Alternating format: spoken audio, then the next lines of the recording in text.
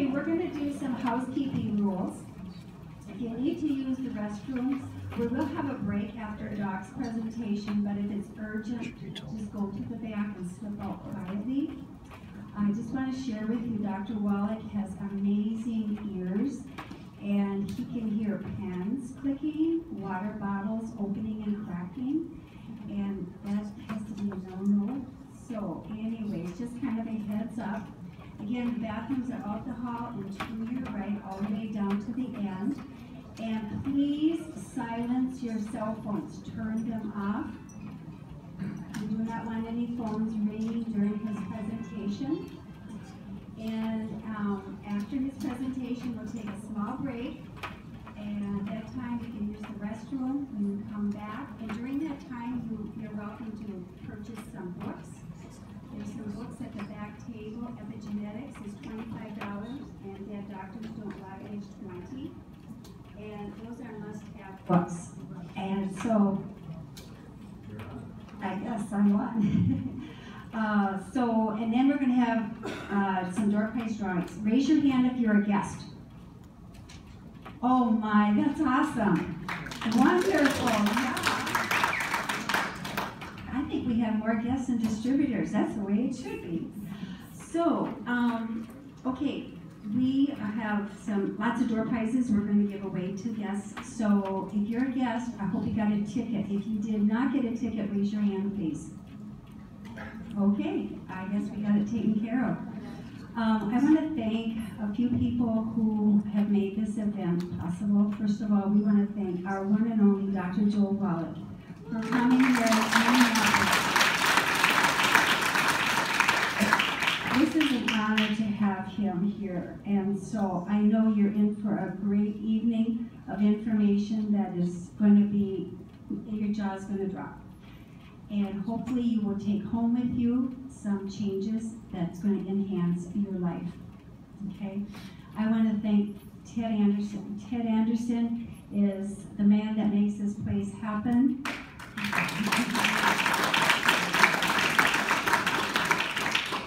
He donated all of our wonderful prizes, and that's a really nice gift for you guys.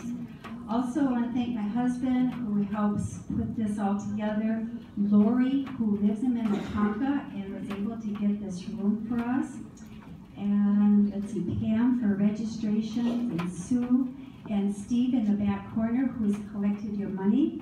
And so if I left anyone out, thank you. And so right now we're going to bring up Ted Anderson.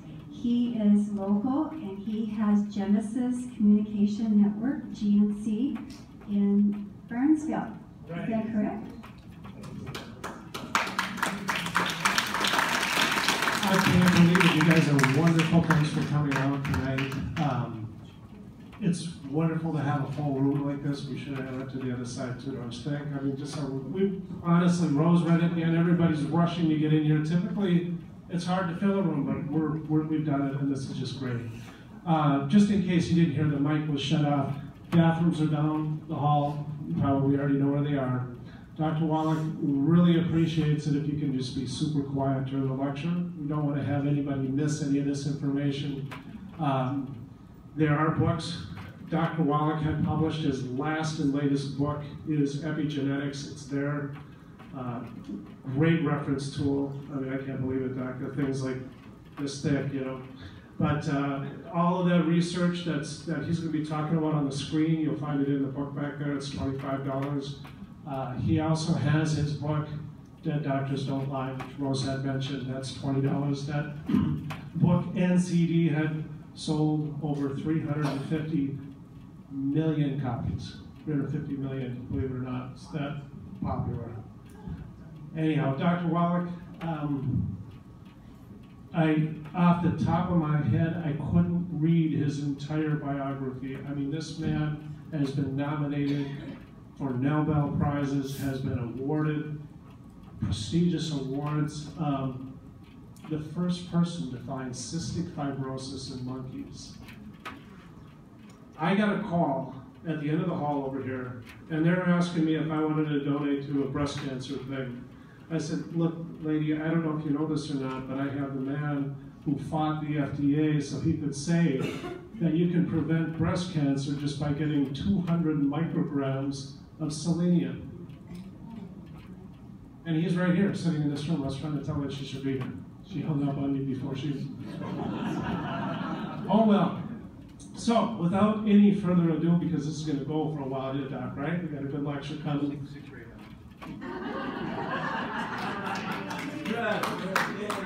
Is your mic working? Should we try turning it on? Test. Can you guys hear me? Test.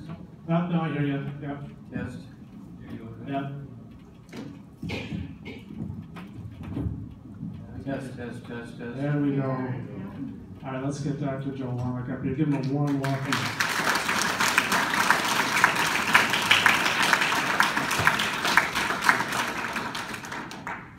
I'm going to set this mic down.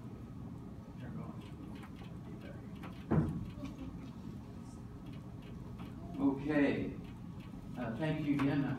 Thank you, Ted, for a fine introduction. Thank you, each and everyone, for being here. I'll just ask a couple more questions so I know who I'm talking to. How many of you are already using longevity products? We're already using. Okay, good. Almost everybody. How many of you have heard the CD, dead doctors don't lie?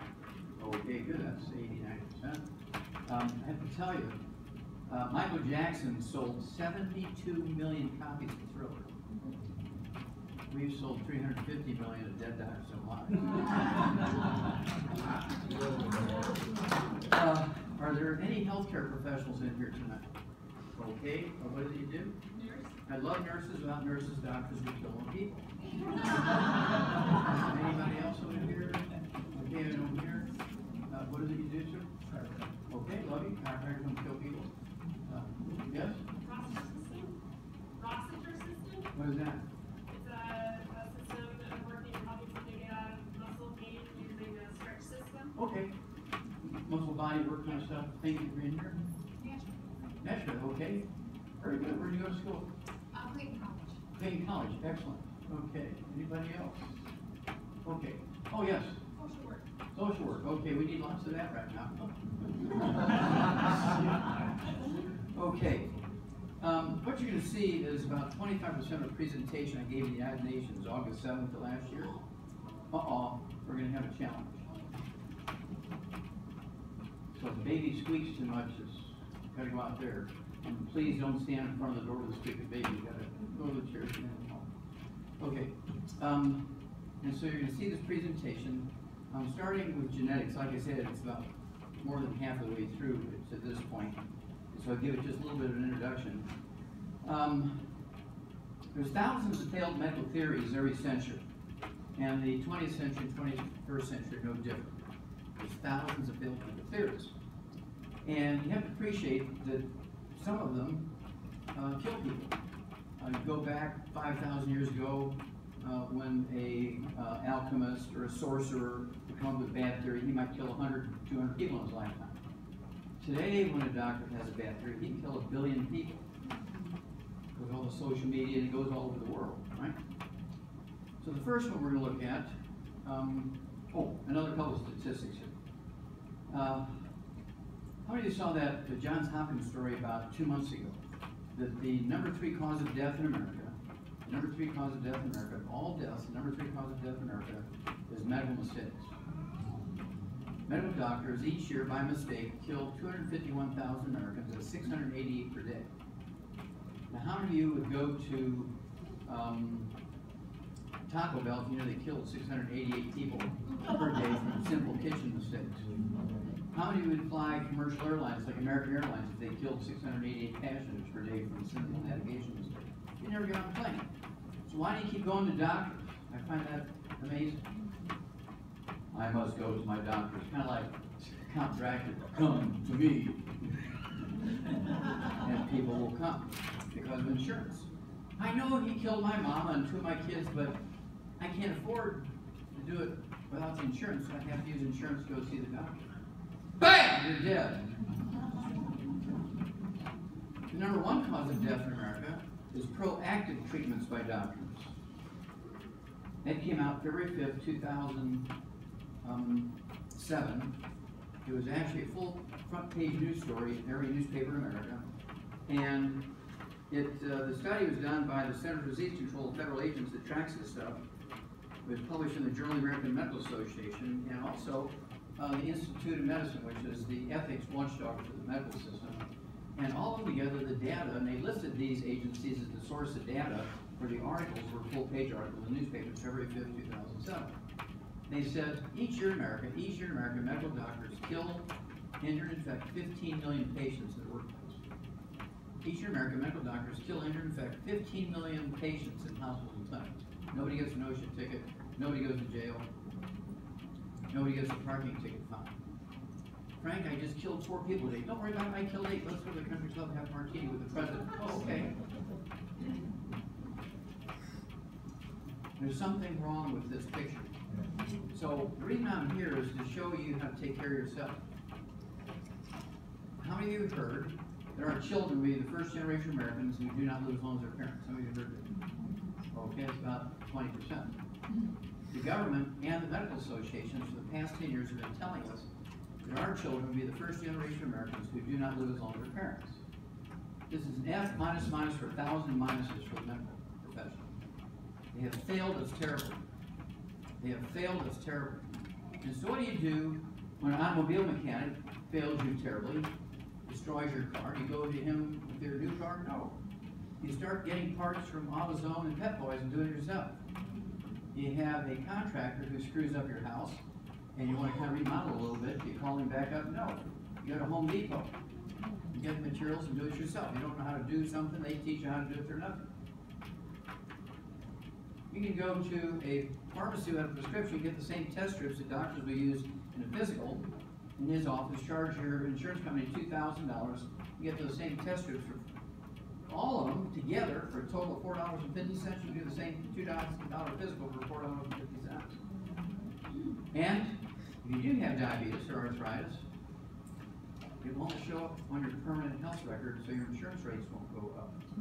So why wouldn't you do this stuff yourself and teach your little kids to do it themselves?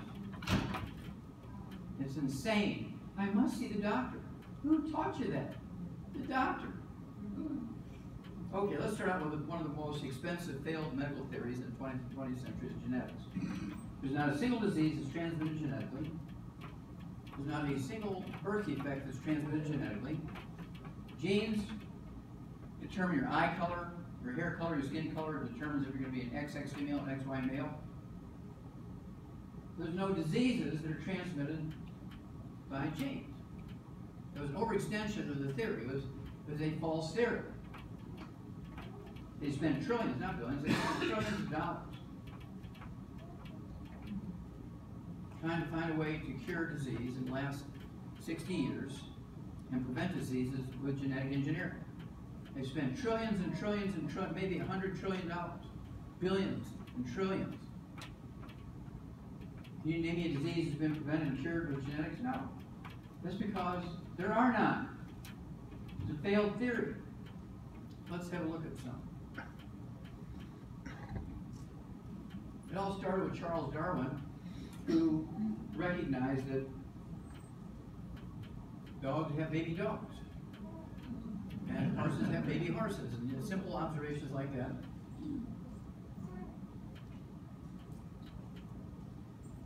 Gregor Mendel was playing around with, he was a priest in Austria, and he was playing around with peas, and trying to grow peas to feed priests, and he had green peas and yellow peas and smooth peas and fuzzy peas, and he was crossbreeding for hybridization and stuff, and he came up with dominance and recessive, those sorts of things.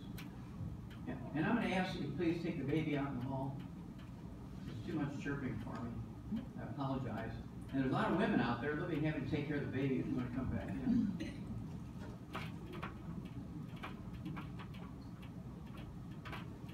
Louis Pasteur came up with the germ theory. And when he came up with the germ theory, there were so many diseases that were not caused by germs, but the doctors began to believe in the germ theory, and they let millions of people die from scurvy and plague and beriberi on ships, a lot of sailors, by the millions. And some little guy who's a fisherman knew that if he ate cabbage, he would get scurvy. And he says to the doctor, I figured out scurvy. I had scurvy and I just ate a leaf of cabbage and got rid of it. Show me the germ, they said. Show me the germ. And they let people die by the millions because they were looking for the germ. 1961, I had just about graduated veterinary school. I was also, ag school. I was halfway through veterinary school. I began my graduate work in pathology. In 1961, I ran into the first mass die-off in America in the pathology lab. I was on duty that weekend, everybody else was gone. I ran into the first mass die-off of pollution in America and traced it back, did all the chemistries, found out what caused it, wrote it up, got it published in 1961. I'm 21 years old, and they gave a copy of the paper to Marlon Perkins, the old Mutual Omaha King of Joe. How many remember him? Great guy, and I worked for him in grade school and junior high and high school, the first couple years of university. And graduated University of Missouri, my veterinary degree and my ag degree, 1964, and I was halfway through my PhD in pathology. And he sent me a letter and said, look, I need you to go to Africa and work on white rhino conservation project. And this picture represents 2 years of my life I spent in Africa catching white rhino, caught 200 of them, shipped them back here. So if you see a white rhino in a wild animal park or the zoo, it's either one that I caught or offspring. So I was in on saving a species, that was quite a thing, and also worked in the African elephant conservation project. And 2 years into it, I'm prepared to stay there forever. I'm having the time of my life. And Perkins sends me another letter. He says, okay, I just got a $7.5 million grant to study pollution in zoo animals that die in the big zoos in North America, using the zoo animals as the canary in the mine. How many of you heard the concept of the canary in the mine? Okay, that's only 10%. Okay. For those of you who don't know about the canary in the mine, the old Welsh coal miners used to carry a little cage with a canary in it down into the coal mine. And if the gases would leak into the mine, the canaries were more sensitive than they would drop off the perch and die. And they'd say, uh-oh, we got to get out of here, Frank. The canaries are dying. And they would get out before they would die. And so Perkins got the idea from my paper that I had given him to use the zoo animals in the big cities as the canary in the mine for pollution. Because there was bound to be a species of animals that would be sensitive to the pollution and they would die before us. And he said he'd gotten this grant for $7.5 million to study that. So since I had written the first paper on it, he wanted me. And it was called the Center for the Biology of Natural Systems. It consisted of the Department of Biology at Washington University, St. Louis Zoo, and the Shaw's Botanical Gardens. And then I would get bodies of both humans and zoo animals sent to me frozen from all over North America. By the end of the project, I had done 20,000 autopsies, 17,000 some change, over 454 species of animals and 3,000 humans, 20 million chemistries, 20 million slides of special stains looking for pollution. What I found was that every animal and every human being that died of what we would call natural causes dies of a nutritional deficiency, not pollution or genetics. I'm finding crocodiles with type 2 diabetes. I'm finding hummingbirds and deer with sickle cell anemia.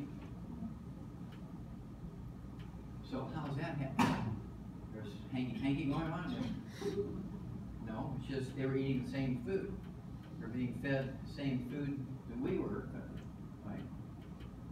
In the zoos, there's no pastures for them, so they just get human food from the stores and feed to the animals in the zoo. They were breathing the same air and drinking the same water, and that's why they had nutritional deficiencies. Barry Palmer had his master's degree and PhD in biology from Harvard. Perkins was a biologist, and I was a pathologist. Wrote 75 scientific papers, were in medical journals, veterinary journals, and chemistry journals. The consummate material is in this 1,200-page book called The Disease of Exotic Animals that represented these 20,000 autopsies, and it's in the Smithsonian Institute of National Treasure. Very proud of it. If you can get one brand new in a box, they sell for $25,000 each now. Because that study started out at $7.5 million, went to $25 million, and today to redo, they looked to redo the study because it was done in 1967 to 1973. To redo it today would cost $1 billion just to redo the same study. So the medical school libraries are prepared to pay $25,000 for a new copy. They have to spend $1 billion rerunning.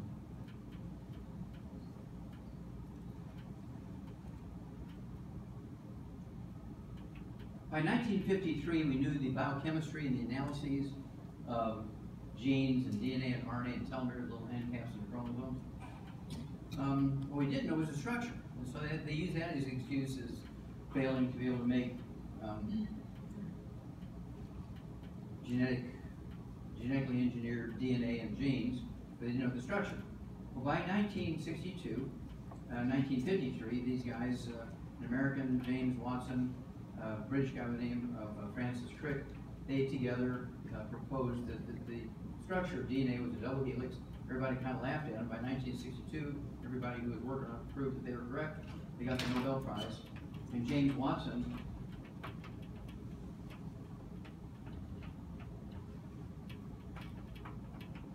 kind of like church, just quietly find an empty seat in the back of the room. Don't stop and talk to your friends, please. Okay. And he got the position, James Watson, the American, in 1962, when he got the Nobel Prize, he got the position as the director of the Cold Springs Genetic Research Laboratory in Manhattan, New York. It's a federal agency. Between 2003 and 2011, they had mapped out the human genome. They had learned every gene in the human being. They had put them on the various chromosomes. They attributed various diseases to these genes on the chromosomes. And nobody had ever figured out, despite the expenditure of trillions of dollars, nobody ever figured out how to prevent or cure a single disease with genetics.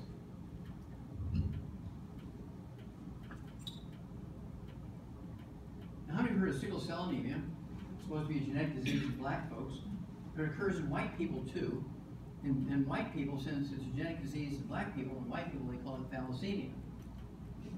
Same exact disease, but you can't have a black gene and a white guy, or a white gene and a black guy, so they call them different names and different people to preserve their little empires.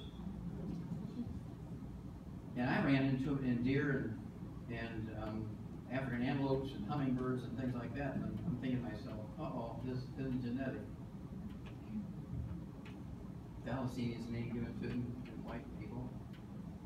Lactose intolerance, when your pancreas is being made and the enzyme systems are being established in the pancreas as an embryo, mama's missing something and she doesn't make enough or any lactase enzyme systems, and so you have to take pills that are going to go to an ice cream party to make up the difference.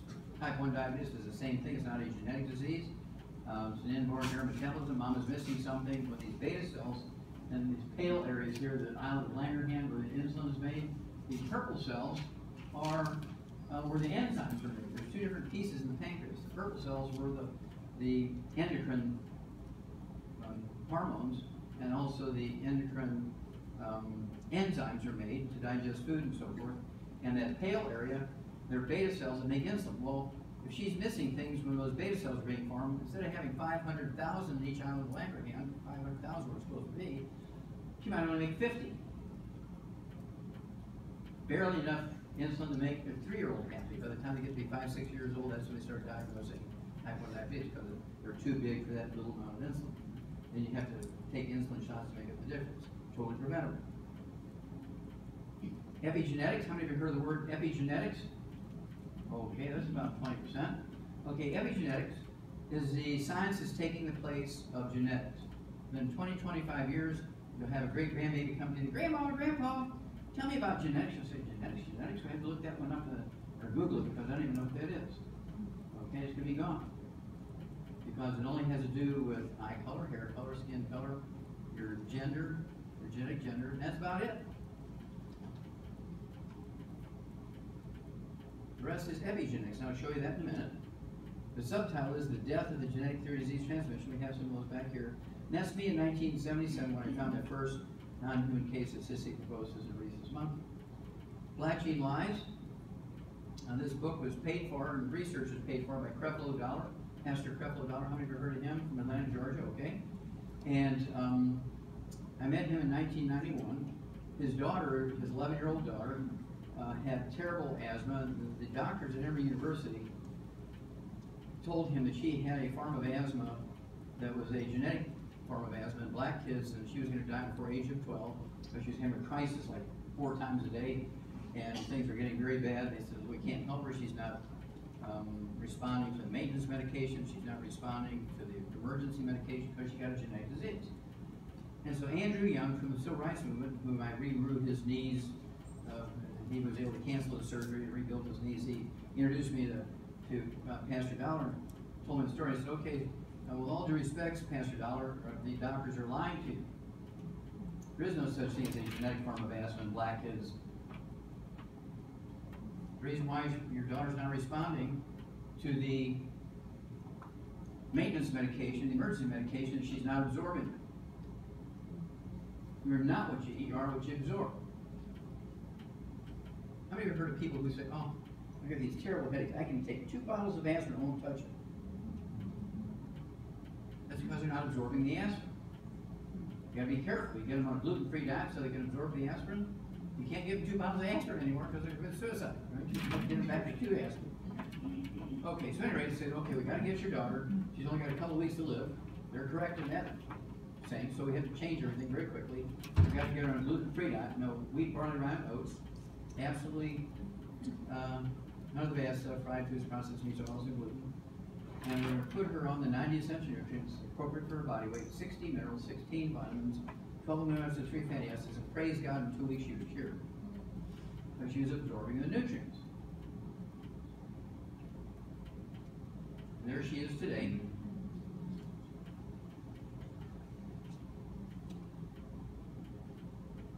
Okay, here's one, epigenetics.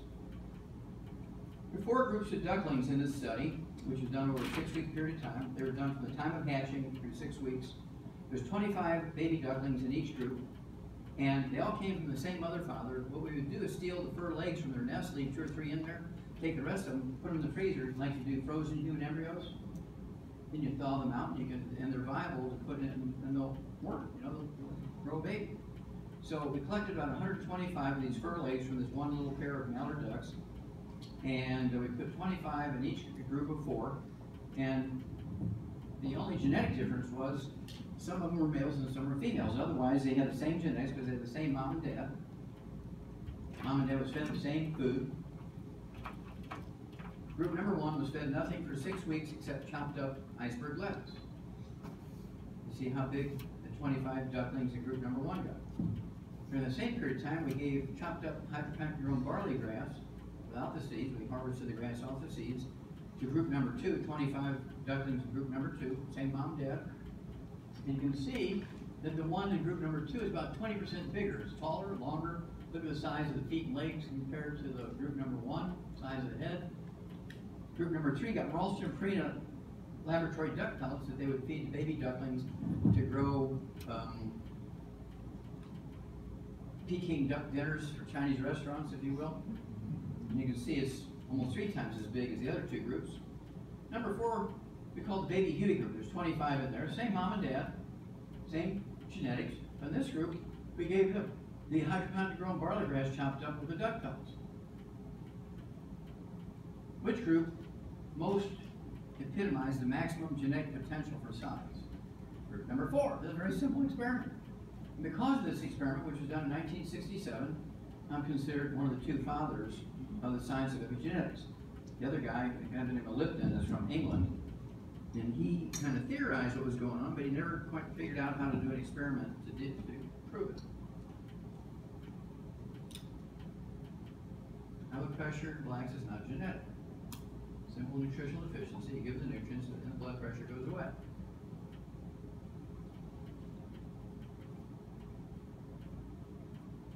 Now, in March of 2013, James Watson, the American who got the Nobel Prize in 1962 for the double helix theory, was asked to come to San Diego and give a lecture on why we're not curing and preventing disease with genetics. After all, he was the director of the Cold Springs Genetic Research Laboratory in Manhattan, New York for 30 years before he retired. He was actually running around lecturing and doing research projects. And so he was the guy who had his finger on the pulse of genetics. He stood up in front of 150 Nobel Prize winners and 150 heads of departments of genetics and biochemistry in medical schools in North America. And he said, and I'm going to quote him now, you can sequence the genes in 150,000 people 150,000 people every day who have, we believe, are genetically transmitted disease like sickle cell anemia and diabetes and cancer, heart disease, Alzheimer's disease, and you're never going to cure anything. He said the reason is, of course, all the experiments we've done in genetics over the last 6 years have been irrelevant. I'm using his word, irrelevant. Then he went on a few sentences, and the last thing he said was very short speech, very pertinent. You imagine this time all the eyebrows in the room are up, right? Because all these people believe in, they're experts in genetics, right? And so he lastly said, the reason why all the experiments we've done in genetics are irrelevant because none of the diseases we think of as being genetically transmitted are. They're all biochemical problems. They're all nutritional deficiencies.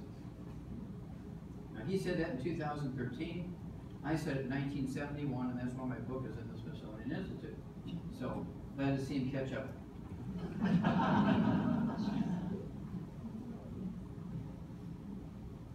The first 90 days, the baby is moving down essentially an assembly line, and mama has everything she needs to make a perfect baby. The baby will be perfect. Even if she has a cleft palate, even if she had spina bifida, even if she has cerebral palsy, those things don't matter. Because if she gets perfect nutrition, the baby will be perfect.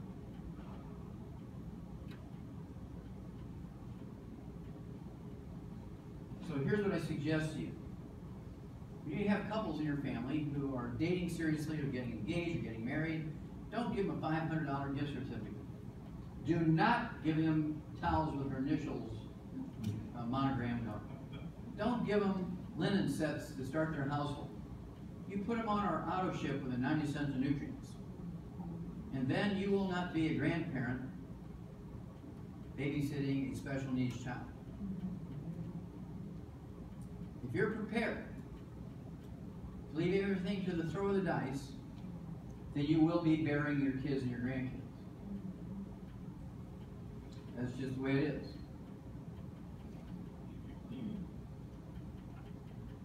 So what are the OB/GYN doctors doing wrong? Well, we ranked 41st in the world in 2011 when it came to live births and first month survivability for babies.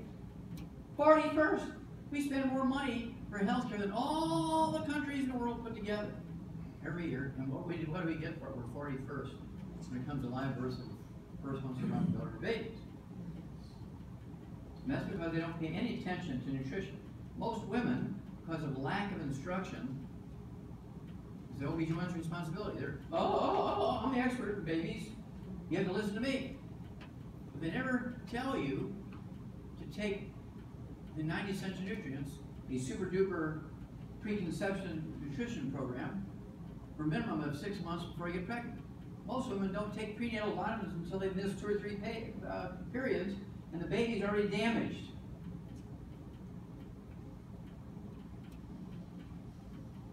Getting the picture here? Well, my doctor says I can get everything I need by eating well. Bam! You're dead. Your doctor's a liar. For him to say that, that would be like your mechanic telling you, look, don't waste your money on oil for your car. What you can do, for 25 cents a quart, you can go down to Home Depot or AutoZone and get 6 quarts of dirt from Texas. And everybody knows there's oil in Texas. Just put 6 quarts of dirt from Texas in your car, and you're bound to get enough oil in there, so you don't have to worry about it. It'll only cost you, $2 instead of 12. Okay. And your engine burns up, won't go around the block. Now you wouldn't do that to your car. You say, that's stupid, Wallach. But when you listen to your doctor when he says, just eat well and get everything you need, bam, you're dead because that is stupid. You'll see why in a moment. Preemies, according to the study that was published here in 2014, we're saving many more of them now, which is a miracle of medicine. Really, that's one of the good things they do, is survivability of these preemies. But the range of cost for 2 months in the incubator with all special treatment is $280,000 to $500,000. It would have cost $600 in preconception nutrition to prevent that. Let's see, which one's cheaper, $600 or $500,000? You take your choice, folks.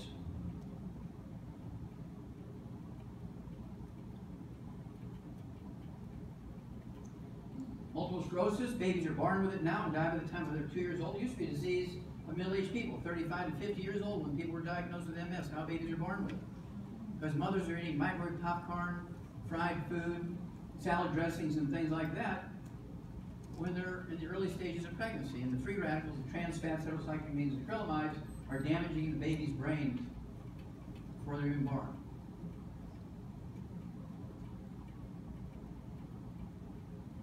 It used to be that people in their 50s, 60s, and 70s would get stroke, which is caused by a deficiency of omega-3 essential fatty acids, or a ratio pump between omega-3 6s and 9s. That's one of my 9 lawsuits against the FDA and federal court in which I prevailed. There's no doubt about it. It has nothing to do with cholesterol or genetics. You get a stroke because you're deficient in or have a ratio pump between omega-3 6s and 9s. Well, how many of you ate eggs when you were a little kid? Good. How many are giving 6 eggs every day to your kids now, or your grandkids? Okay. That's where we used to get our omega-3s. It was in the egg yolks. How many omega-3s is there in Fruity Pebbles and apple juice? 0. And that's why you're going to pay the price. Now, you look at a bell-shaped curve, the age range of the people in America who get the highest rate of stroke are kids between the ages of 12 and 18 instead of 35 to 50. Little 2-year-olds are riding their tricycles and fall off dead from a stroke.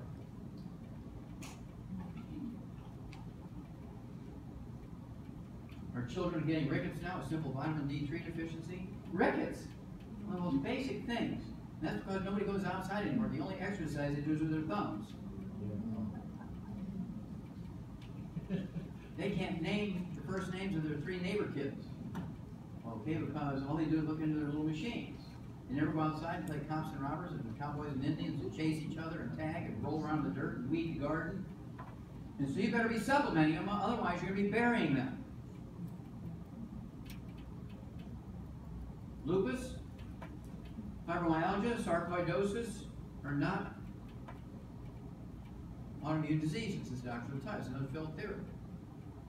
They're actually secondary to gluten intolerance. You get off of gluten, take the 90 essential nutrients, 16 minerals, 16 vitamins, 12 amino acids, 3 fatty acids, and lupus goes away in weeks. I don't care if you've had it for 30 years. It's a multiple nutritional deficiency as a result of gluten intolerance. Get gluten-free, get the 16 minerals, 16 vitamins, 12 amino acids, 3 fatty acids, goes away every time. It's predictable as gravity.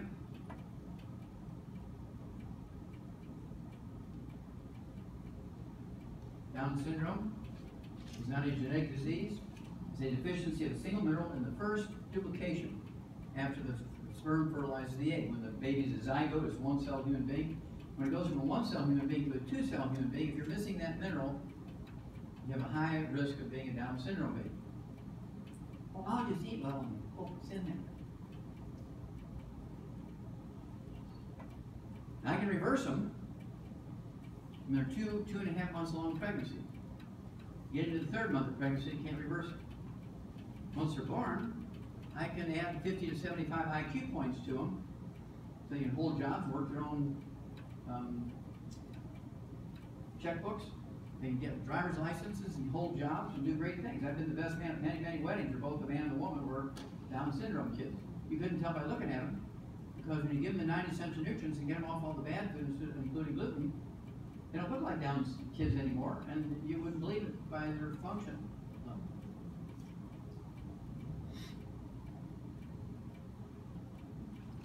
Cerebral palsy is caused by deficiency when the brain is forming in the 3rd to 7th week of pregnancy. And the cerebellum is the part that's afflicted. The cerebellum is the part of the brain that actually controls fine motor movement. It's supposed to be the size of a small tangerine in a 6-7 pound baby. This little girl here is 11 years old in this picture, which is about 12 years old. Now the picture is 12 years old.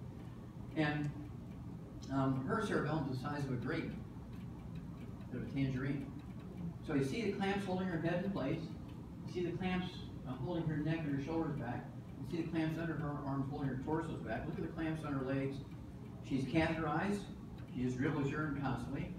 She also has one of these bags. She doesn't have a colonoscopic thing, but she has a bag because she just, and it depends because she just dribbles poop all constantly. She's being fed with a G tube because she can't swallow. She has to have 7 massages a day to keep from getting pressure ulcers. She actually, let's see what else. Oh, somebody has to change her tampons 3 or 4 times a day when her period's on, right? And she and a young man with cerebral palsy, even at this degree of severity, if I give her all 90 cents of nutrients, they can have perfectly normal kids. It's not a genetic disease. It's a simple mechanical birth defect because pieces were missing in the mother's diet when that part of the brain was born. Why do we let this stuff happen? Because doctors say just eat well. We treat our dogs better than this. We treat our cars better than this. So now we have a responsibility here. And cerebellum is this sort of thing on the bottom right-hand side of the brain. It looks like a pomegranate has been cut through. You can see the writing there. That's the cerebellum. And you see the relationship of the size of it compared to the rest of the brain. That pink sort of pinwheel thing in the middle there, let's see here, that's the hypothalamus, and so we'll talk about that in a minute. That's very important. The quality of life. Spina bifida, that's another one of my lawsuits against the FDA in which I prevailed. How many of you heard of folic acid prevents spina bifida? It's in our prenatal vitamin. Well, I'm the guy that got it in there. Because in animals, we knew in 1947 that we could prevent spina bifida by giving them folic acid before they got pregnant. Well, why didn't they do it for humans? Oh, just let them eat well, they get everything they need. That was their attitude. I had to sue them in federal court to force them to make it a law that it had to be in all prenatal vitamins.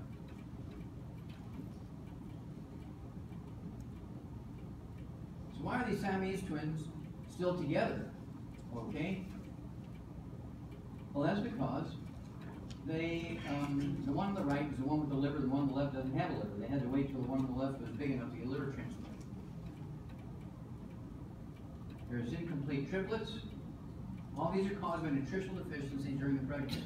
The 2 smaller embryos are just the pelvises, the legs, no torso, no arms, no head. Cost $250,000 in surgeries and aftercare to deal with this. Totally preventable for $600. There is no such thing as a genetic form of congenital deafness. Babies who are born deaf were missing a particular mineral. We've known that since 1964. It's a single mineral deficiency. It's another one we're working on to make it a law that it has to be in the prenatal vitamins to prevent this. Cleft palate, very easily prevented. Tragic, tragic thing, multiple surgery, especially in third world cultures where they don't have access to plastic surgery and things like that. Can you imagine the life these kids must lead, and probably they wouldn't make it to adulthood because somebody's going to kill them. Different types of belly button hernias, one in the middle and one on the right. Babies died during birth. This all caused by simple nutritional deficiency during pregnancy. When the baby went from a flat disc into a tube and it didn't close completely. And you have to appreciate the babies that died, one in the middle and one on the right, were perfectly normal everywhere else. I mean, they could have both been Einsteins or $10 million game quarterbacks. There's nothing wrong with them except these severe belly button hernias because mom was missing something because the OB/GYN failed them. And I'm telling you, look, okay, you're starting your period, young lady, you better be taking the 90 cents of nutrients, otherwise, and start showing them these pictures. I think we should put some of those OB/GYNs in jail when they're in charge of these types of pregnancies and they have a terrible result. You put about 1,000 OB/GYNs in jail, and I guarantee the rest of them will start giving nutrition lectures to kids in kindergarten. Right now, they don't care. There's no consequences. You're the one that has to pay, not them. I remember thalidomide. Anybody remember thalidomide? More men are raising than women. I find that fascinating. Okay, thalidomide, for those of you who don't know, was a drug from a pharmaceutical company from Australia. It was used for morning sickness. They gave it to women, and 10,000 American babies were born like the one on the left there. 10,000. And nobody got any compensation for that. Nobody paid for their prostheses or artificial limbs. And the pharmaceutical company in Australia just gave $1 million to the American government as a fine. That was it.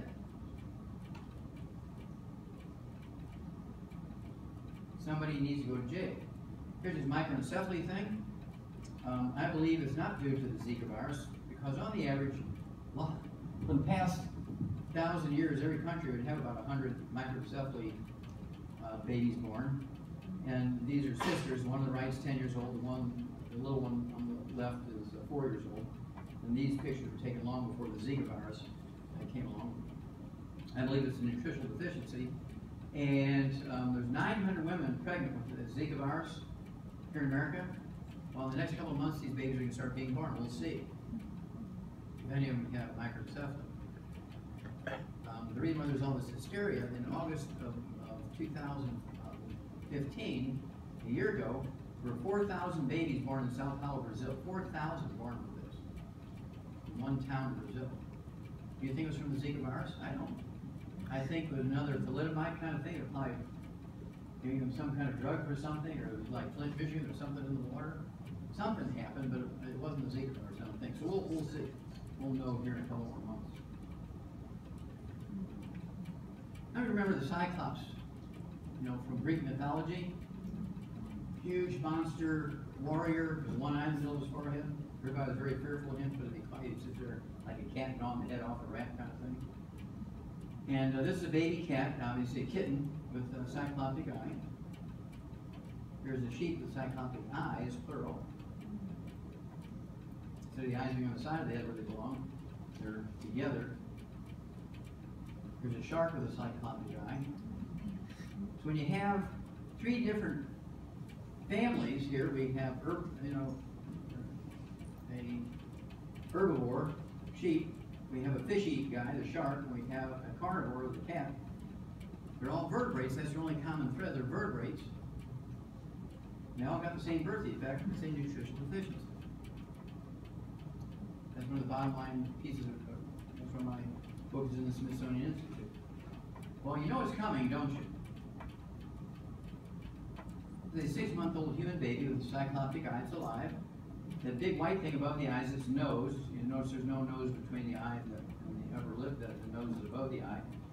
And this baby's in a state of kind of like fetal alcohol syndrome, retarded, not much going on with the brain, and so forth.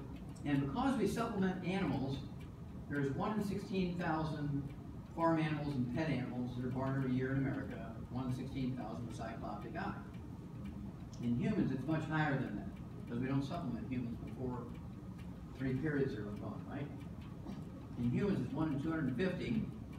We don't see them very often because most of them are miscarriages. When you have a miscarriage, it's almost always a cyclopic baby.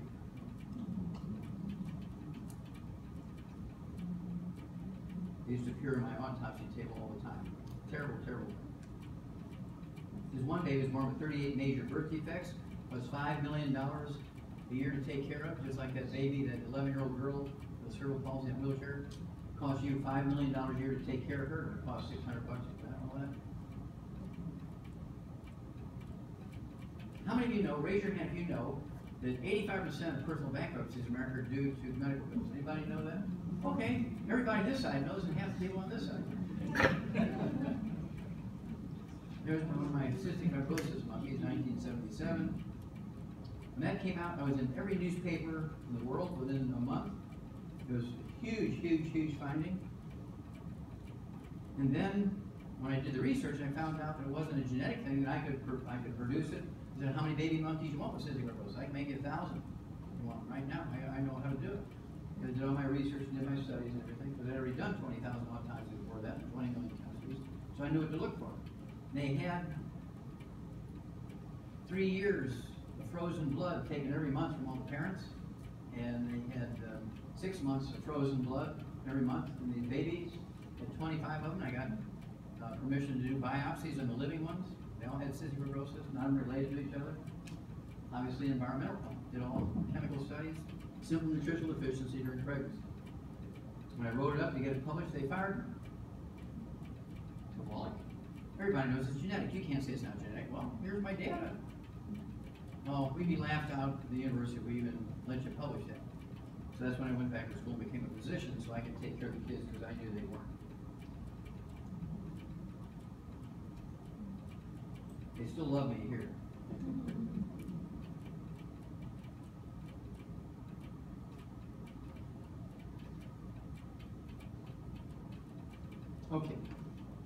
one mineral that's missing when you get cystic fibrosis is also the cause of a deficiency disease called hypertrophic cardiomyopathy heart disease. Nobody heard of that one? Hypertrophic cardiomyopathy heart disease. This is the cause of sudden heart death in young athletes. So you see, there's 10,000 young athletes every year in America under the age of 20 that drop dead from heart attacks, and it's caused by a deficiency of that one mineral. Well, in Qishan, China, they have thousands and thousands die every month. It's caused by a deficiency of this one mineral, and their soils are deficient. So I said, you know, if I'm correct, and cystic fibrosis is caused by a deficiency of that same mineral, it's not unusual for one mineral deficiency to cause 25, 30, 40, 50, 100 different diseases. Calcium deficiency causes 147 different diseases. There's bound to be some cystic fibrosis in those kids in China dying of Qishan disease, cardiomyopathy heart disease. So I wrote up a research paper and got a grant. Actually, my mother paid for the grant to go there and do autopsies on 2,000 of these kids that died from Qishan disease, hypertrophic cardiomyopathy heart disease, under the age of 10, and look for 10, 15, 20 kids that had cystic fibrosis. Because if I was correct, if that mineral deficiency that causes cystic fibrosis is the cause of Qishan disease, I'm bound to find both of them together somewhere. Well, they tested me for a week or so, and I could only get 1,700 autopsies done instead of 2,000, which was how the grant was written. And I didn't find 25 kids with cystic fibrosis out of those. All of them died of Qishan disease. They all died of cardiomyopathy heart attack. By chemistry, they all had the deficiency of that one mineral.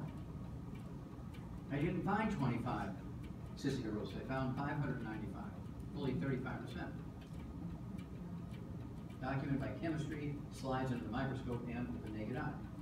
All published in Trace Element Research Journal here and the Trace Element Research Journals in China. Gave it to the Cystic Fibrosis Foundation, never heard a word from it. That was 1989. Also in that study, I found the cause of several other diseases, because they're all caused by the same deficiency.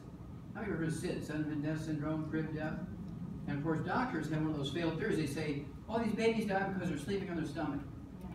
They suffocate. They should be sleeping on their back. Are these 20th century doctors? They should all go to jail. They made little harnesses and sandbags so they sleep on their back. They still die of SIDS. When you look at the infant formulas that are being fed, none of them have that mineral that's missing. Breastfed babies never die of SIDS. It's always one being fed in these formulas.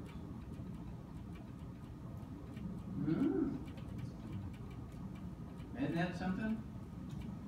Well, I got to do 200 autopsies on babies in that study. 200 of the 1,700 were babies under the age of 3 months. They all died of SIDS, sudden death syndrome, crib death. They all died of cardiomyopathy heart disease. But you have to use special stains. You have to be looking for it. And none of these doctors look for it, and they just said they suffocate. And as a result, babies keep dying from it because they're giving out wrong information. Well, by January 2017, coming up here in a few months, by law, now it's that was the 9th lawsuit that I did against the FDA and federal court prevailed. They have to put this trace mineral into baby formulas. And we will eliminate SIDS, we will eliminate cystic fibrosis, we'll eliminate muscular dystrophy. Because 100% of those 1,700 kids had muscular dystrophy. Gave all the information to Jerry Lewis, the Muscular Dystrophy Foundation. We worked for 15 years. We were helping kids with muscular dystrophy like crazy in the Amish communities. Gave these reports that their doctors said they were cured. Jerry Lewis, he took it to the Muscular Dystrophy Foundation in 2011, and they fired him for bringing him that information. That's why there hasn't been a telethon since 2000. They fired Jerry Lewis for bringing him the cure.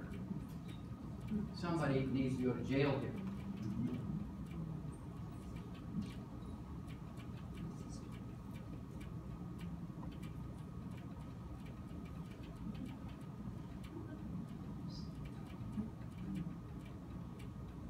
Now, how many of you heard that cholesterol has something to do with cardiovascular disease? You don't raise your hand, you're lying, caught me. I'm going to ask you again. Raise your hand if you've heard that cholesterol has something to do with. Okay, that's better. Well, that's another one of those failed theories. Cholesterol and saturated fat have absolutely nothing to do with cardiovascular disease. Nothing. It's all a big lie, and that's one of them. Since 1952, more than 1 billion people have died by taking statin drugs and avoiding cholesterol and saturated fat. I'll show you that in a minute. Congestive heart failure is caused by a deficiency of a single vitamin. We've known that for 300 years. It was discovered by a Japanese naval surgeon 300 years ago. Cardiomyopathy heart disease is caused by a deficiency of a single mineral. I've done 1,700 autopsies on that one. That's well documented. Coronary artery disease is not caused by cholesterol and saturated fat. It's caused by inflammation. How many of you heard the inflammation thing? Okay, good.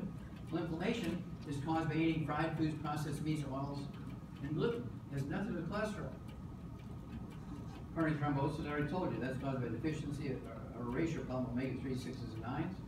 Which one of those is caused by cholesterol problems? None!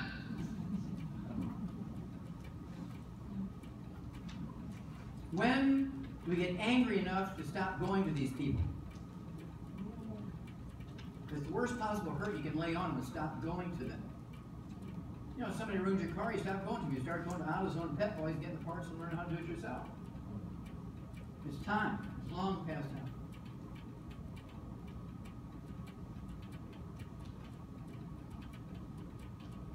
This is the worst source of free radicals, trans fats, heterocyclamines, acrylamides, and microwave popcorn. So when your kids leave your grandbabies with you on the weekends and you feed them microwave popcorn to entertain them as they're watching TV, you're killing them. This is causing inflammation and plugging their arteries. This is why these babies are dying at 2, 3, 4, 5, 6 years old from coronary artery disease, not from cholesterol. It's from the trans fats and microwave popcorn. Microwave popcorn causes 50,000 heart attacks a year in kids under the age of 10. 20,000 die every year from microwave popcorn.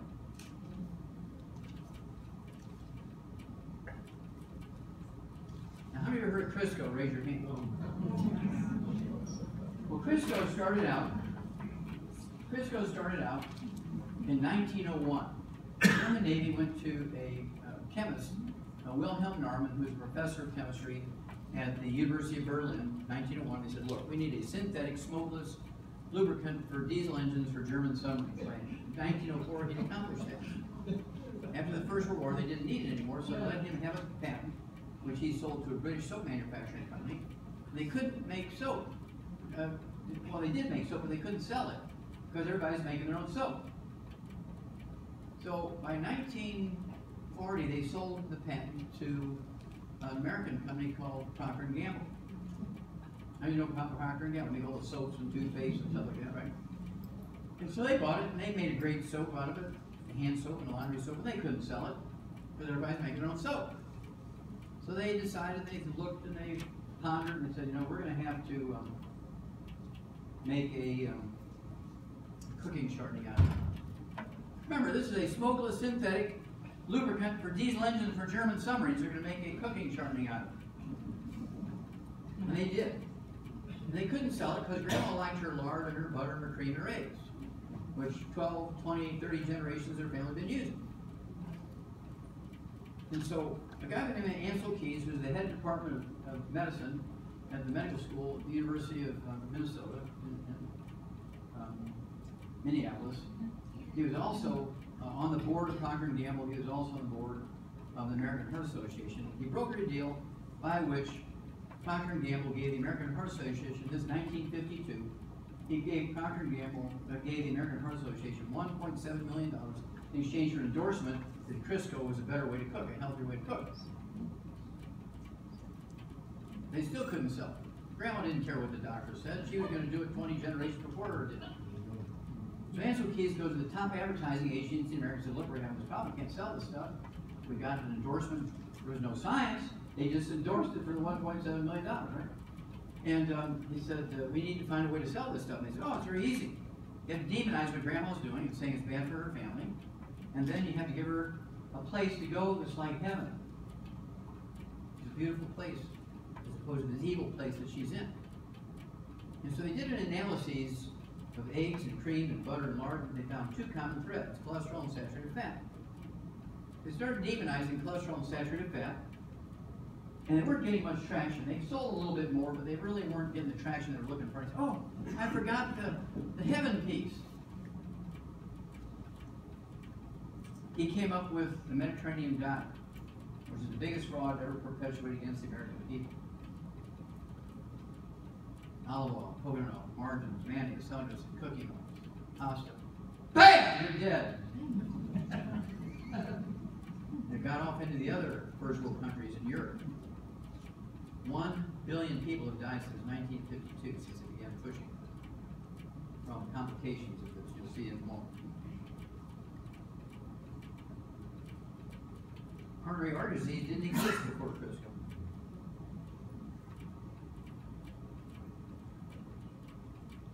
This was a 2 full-page article 3 years ago in the Wall Street Journal. This story about Crisco. I looked for 35 years for the critical piece of science that showed the cholesterol and saturated fat were the causes of coronary artery disease. Could never find it. The reason I could never find it, I'm a pretty good investigator, the reason I couldn't find it never existed. It was all a fraud to sell Crisco.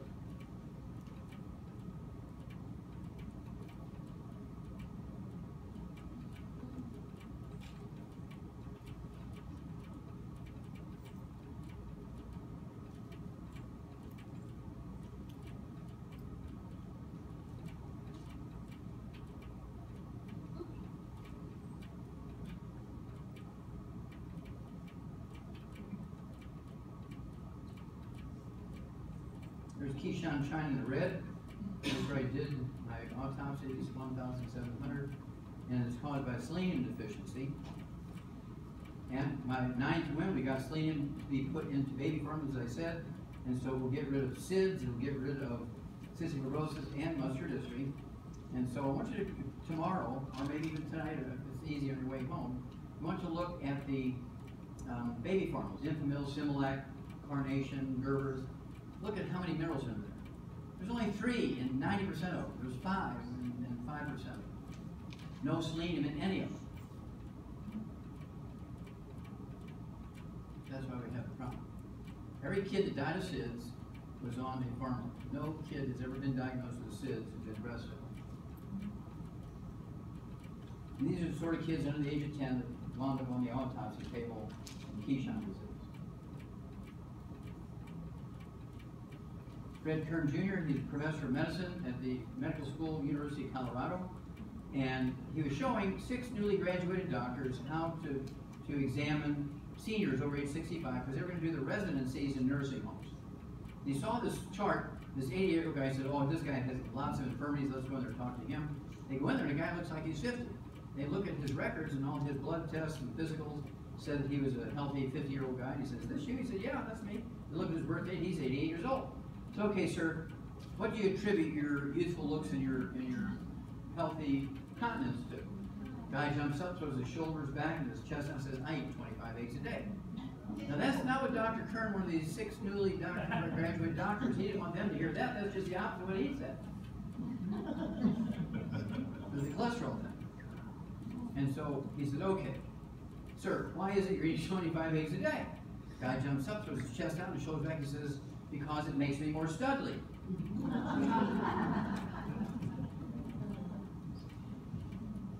This came out March 1991, New England Journal of Medicine, very, very well-respected medical journal, published by Harvard Medical School. Now, how many of you have ever heard of steroid hormones? We're talking about adrenal hormones, testosterone, estrogen, progesterone. These steroid hormones are 95% by weight. Their structure, their physical structure, their chemical structure is 95% by weight cholesterol. Uh-oh, Houston, we have a problem here, right? You are eating egg beaters and egg white omelets instead of whole eggs. Suddenly now you have low T. And then you have ED. And then women are getting menopause at age 30. People are exhausted all the time because their hormones from their adrenal glands aren't working. And then doctors said, boy, we're really making a lot of money on this low cholesterol diet thing. We have Cialis and Viagra and Premarin. How many of you ladies heard of Premarin? That's horse urine they're being injected with. Premarin, that's what it is, horse urine. You wondered why you started eating oatmeal for breakfast every morning? And running around the pasture with your tail up?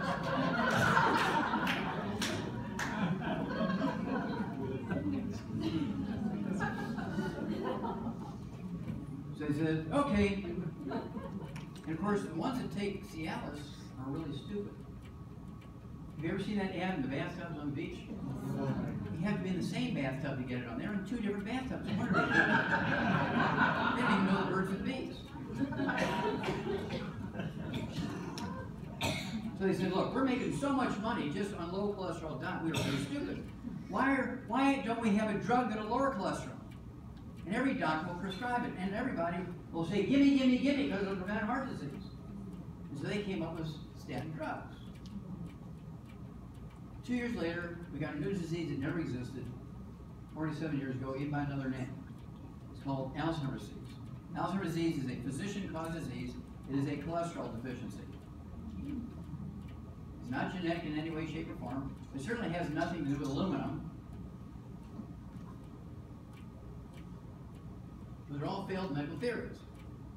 Alzheimer's disease is a physician-caused disease. Get over it. Because they forced you to lower your cholesterol. Normal cholesterol is 250 to 300. Well, my doctor says I had to be up below 140. Okay, George, go for it. And he had. In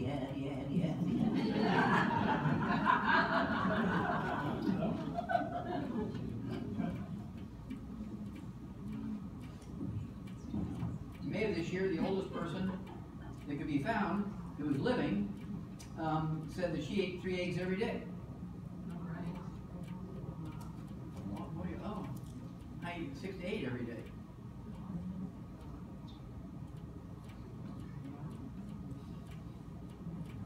These 3 covers of Time magazine through the entire story of saturated fat and cholesterol. The cover of the Time magazine, January 1961, has Ansel Keys on it, the guy that brokered the deal between Procter & Gamble and the American Heart Association. He even looks like a Nazi. He was put on the cover of Time magazine as being the hero of the cardiovascular disease because he was the one that figured out it was cholesterol. And then, of course, in 1984, Procter & Gamble bought the entire cover of Time magazine as an advertisement to demonize cholesterol big time so they could sell more Crisco. 2014, eat butter. Scientists labeled saturated fat and cholesterol as the enemy and why they were wrong. It's a 5-page story about Ansel Keys and how he defrauded the world over the cholesterol thing just to sell Crisco. He killed 1 billion people with his bad theory. People who have the fewest cardiovascular events, strokes, and heart attacks are the Inuit Eskimos above the Arctic Circle. Their traditional diet above the Arctic Circle is 98% whale meat, whale blubber, walrus meat, walrus blubber, seal meat, seal blubber, bear meat, bear fat. They do not eat vegetables or fruit. They don't eat nuts or grain. And they do have fish a couple of months out of the year where their salmon are running up the rivers. Their cholesterol is around 350 to 500. They do not get strokes or heart attacks. Now, they get written up 10 to 15 times every year for the last 25 years because no doctor wants to believe it. So they go up there and they rerun it and everybody gets the same result. But nobody changes anything. You have to change it. Insanity is doing the same thing over and over and over, expecting a different result. Salt doesn't cause high blood pressure, even black folks. Didn't God say, go forth and be a salt to the earth, and God lives forever? Doctors say, don't use salt. Their average lifespan, according to their own survey, which came out in 1999, is 56. I'm going with God on the salt thing.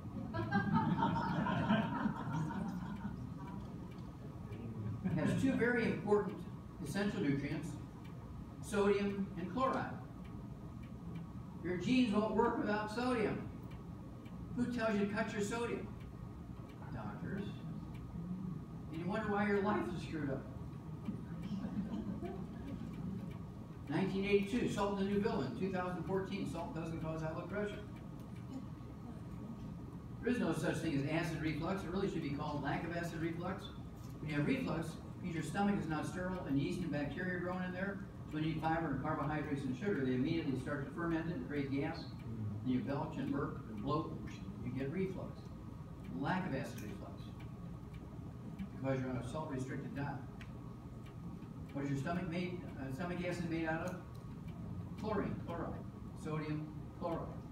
You start restricting salt, you don't make enough stomach acid, you're going to get reflux. Duh. High salt diets are better for pregnancy.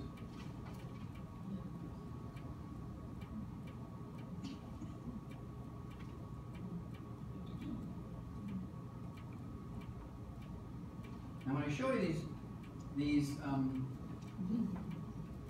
profiles of the continental United States, the darkest color has the worst statistics of whatever disease you're talking about. So here, heart disease death rates are worse, okay, in the sort of mid-south down into the Gulf states, up along the eastern seaboard, eastern Michigan, Detroit City.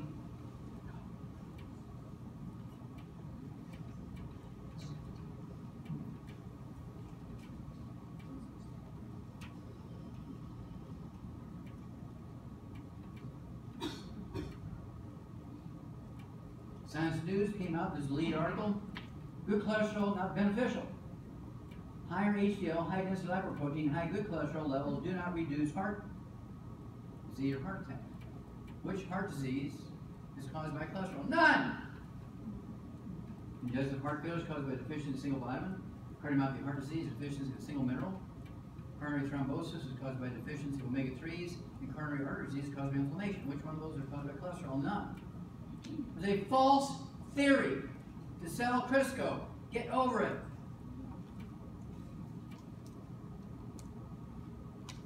So, do not give your kids hot dogs. Your grandkids, don't give them hot dogs. Don't give them fine-boiled popcorn. Don't give them Oreo cookies. Don't give them margarine. Don't give them processed meats, deli slices, sandwich meats, those kind of things. No fried foods. Otherwise, you will be burying it. We sent the FDA another letter in January of 2015. So we're going to sue you for the 10th time. We hope they would do something so it'd save you a couple $1 million. And because you never get your money back when you do that sort of stuff. It's just you get to say things. And we sued them and said, look, we're going to sue you because we want you to get the trans fats out of these various foods. And so they figured out it'd be much easier for them if they would just say, okay, we're going to get the trans fats out as of January of 2018, which is 3 years after we said we were going to sue them. They said they're going to get the trans fats out of these products, margarine sticks such as Blue Bonnet and Land O'Lakes, cake mixes such as Duncan Hines and Betty Crocker, frozen desserts such as Marie Calendar frozen pies, micro popcorn such as Jolly Time and Jiffy Pop, and all Bisquick mixes. If you have any of that stuff at home, box it up and personally take it to your doctor. See, this is a gift for you. I love this stuff so much, I eat this stuff. I told you how good this was for me. It tastes good. Nobody can argue with that. So I want to give you this gift. Please do not give it to your children. This is a, an adult thing.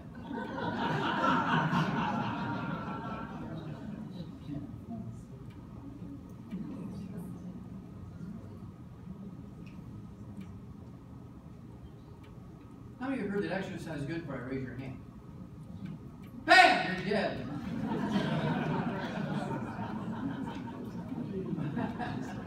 When you take all professional sports combined, and the top ones in each sport, I mean, they're making $10 million a game.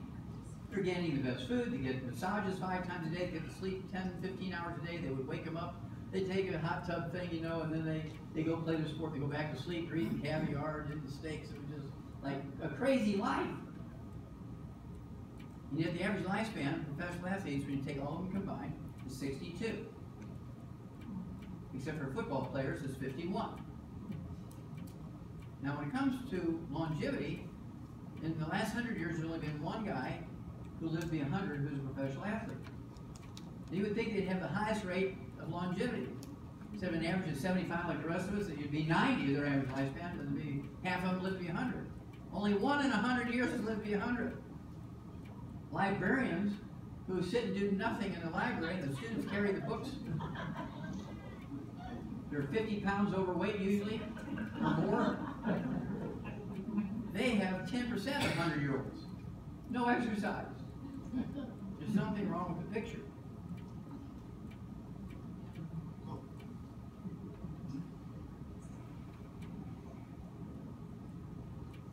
He was a long-distance marathon runner. I always thought it was kind of funny. Some of you are old enough to remember seeing these little Ethiopian guys who are like 4 foot tall, winning the marathons. They come across, they're like 4 foot tall, about this high on me. And our 6'5" guys come in 20th on the marathons. These little Ethiopians are going crazy. How can that happen? You'll see why in a moment. He died of cardiomyopathy heart disease at age 52. His protege, his top student, Brian Maxwell, invented the power bar, sold it to Nestle's for $300 million, and then 3 months later he drops dead of a cardiomyopathy heart attack at age 51 while he's running a marathon. I love this title to his obituary. This is the National Post, which is the sort of national newspaper in Canada, kind of like the USA Today here. It says, heart attack claims another fitness guru. He's not a guru anymore, he's just goo.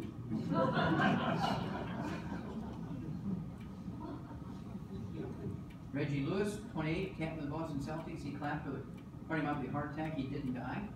And he wound up with the most famous and the most well-respected cardiologist in America, who's the head of the Department of Cardiology at Harvard Medical School.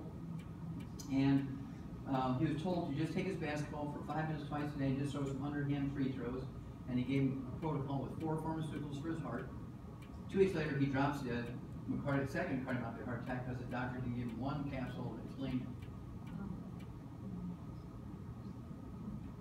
Now, a year and a half later, that cardiologist, the famous one, who was also the cardiologist for NASA and so forth, Dr. W. Thomas Nessa, he finished the Boston Marathon in the top 100 20 times. And he dies of a cardiomyopathy heart attack at age 48. Because his family had to be embarrassed to tears. I mean, he's supposed to be the top cardiologist. He dies of a heart attack at age 48 from a simple nutritional deficiency. There's something wrong here. This fellow here on the left, Wes Leonard, 16 years old, got the winning shot for sudden death playoff and semifinals in the west coast of Michigan, Fenville, Michigan.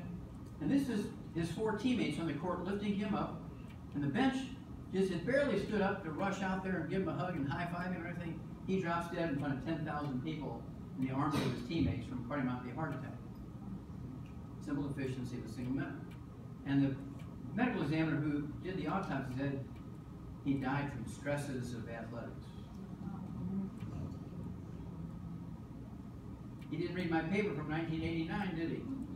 This gal here, Renelda Pierce, 19 years old, dropped dead of a ruptured aortic aneurysm, a deficiency of a single mineral, not the same one as cardiomyopathy heart disease, but another single mineral disease, breakdown of the elastic fibers in her aorta. They said she had a genetic disease called Marfan's, and in newborn babies it's called Kawasaki's disease. And because they're born with these aneurysms, they die within a couple of weeks of birth because the mother's deficient in those minerals. Doctors call it a genetic disease. Both of these kids died of a simple deficiency of a single mineral, and those doctors should go to jail because they're getting Gatorade. Well, Gatorade only has 2 nutrients in it. It doesn't include any of those nutrients. Powerade has 6. So we came up with a sports drink that has 100 nutrients, including those minerals in very high levels. It's called Rebound. So if you have anybody in your family who sweats, if you have anybody in your family who's working hard physical work, or they're on a treadmill at home, or they go and they're gym rats 3 days a week, or they're on a team at any age, you get them on the 90 essential nutrients, 16 minerals, 16 vitamins, 12 amino acids, 3 fatty acids, and the Rebound, and you won't have this tragedy. 16-year-old soccer player up in Canada, a year later after he died of cardiomyopathy heart attack, front page news story. Reminder, cause of hockey player's death still unknown.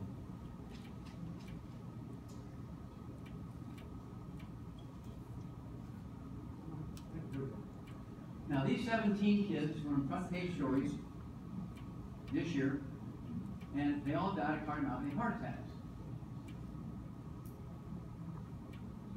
Now, remember, 10,000 a year die of this, but these were a front page story with colored pictures. The youngest one was 9 years old. He was in the Pop Warner League. There were cheerleaders, there were gymnasts, football players, basketball players, track and field, soccer players. Somebody needs to go to church. These are all good Christian kids. They went to church, they did church projects. They were good kids, they were good students, they didn't cause any problems, they weren't druggies or thieves or shoplifters. They're dropping dead like flies because doctors won't tell you to supplement.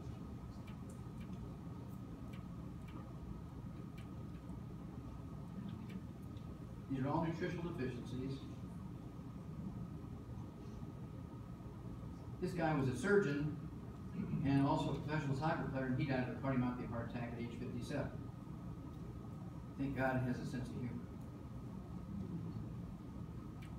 So what's happening here? Why do we have this problem? Well, certainly the foods are deficient, as you'll see in a moment, and what these people eat and drink do not have these nutrients in them. But when they sweat, they rehydrate very faithfully. They rehydrate by drinking very expensive water, and that's what kills them. Because sweat is not water. Sweat is a soup that contains all the nutrients floating around your blood. You're just replacing that soup with water. You're going to break down your joints, cartilage tears, ligaments tear, tendons tear, hamstrings tear, muscles tear, blow out your disc between your vertebrae, hip fractures, bam, and then you die. And so here we came up with, for Theo Ratliff, he was 28 years old, had bone-to-bone arthritis in both his knees, cartilage pops off his hip, he caught a pass from a teammate in the Atlanta Hawks, and fractured his wrist. The doctors on the team said he was too fragile to play ball. They took his contract away. He came to me. I rebuilt him, got his contract back. Played for 11 more years, made $140 million in contracts after I rebuilt him. Now, do you think his wife, Christina, loves me? Christina loves me. So he's the one we came up with the rebound for.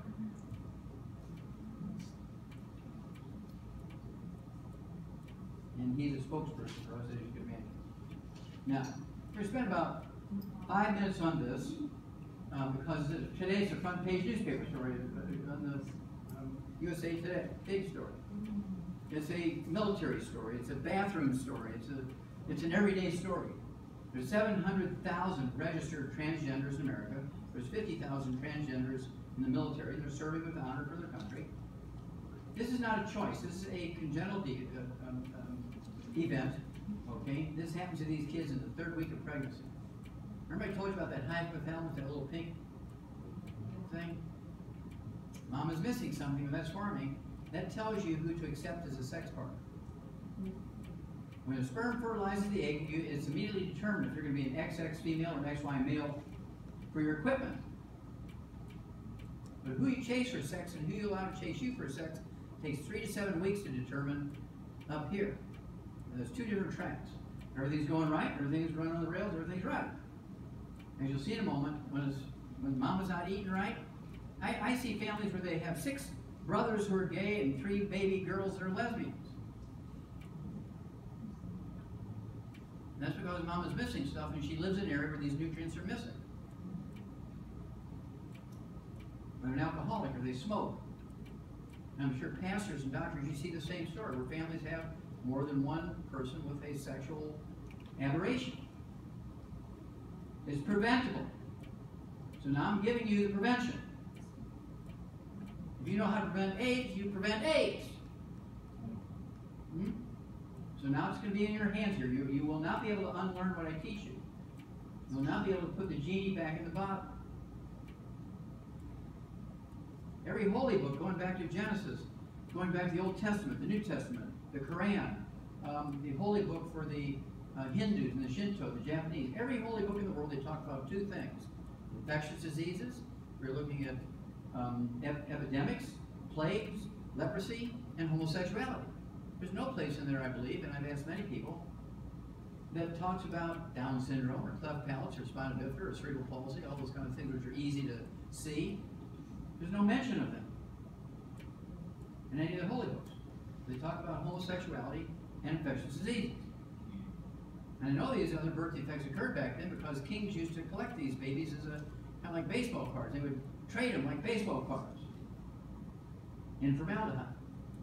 The book Epigenetics talks about this. It actually tells you where the universities are and the names of the collections based on the families and the king's name and everything. Those things are still around. They're 3,000, 4,000 years old. So we have these problems. And I think if the gay community would have said, oh, we'll be happy with, because we're interested in the legal stuff, if they'd have been happy with the civil union, there wouldn't have been as much fighting as it is over the word marriage, which is a biblical word. Okay?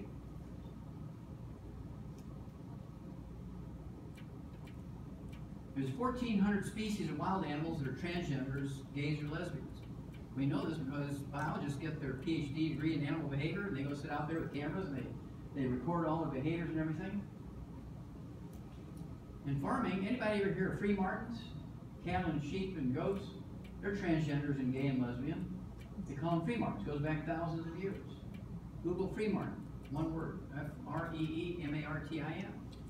And they said, oh, it's due to their blood fusing with twins and their placentas. You know, it's false theories. There's a female white-tailed deer. In Minnesota, you know the females don't get regular glutathione antlers. Big story in the Wall Street Journal. They did a lot of research on the story. And they have the highest rate of transgender white-tailed deer in North America, in upstate New York. And they have the highest rate of transgender humans in the same areas in upstate New York. Because everybody's eating out of the same soil, same things are missing. Without supplementation, you're going to get what you're going to get. Beginning to get a picture here. You know, Sonny and Cher had Chastity, who became Jazz, and Angelina Jolie and Brad Pitt had Shiloh, a little girl at 2 years old, became John the boy. These are the Wachowski brothers, who were the co-directors of the Matrix movies, and they grew up and they knew they were transgenders. They were cuter as girls than they were as boys. These are two brothers, Irish brothers, who they were talking with each other when they grew up, and they said, you know, I really want to be a girl. You know, I said, well, so do I.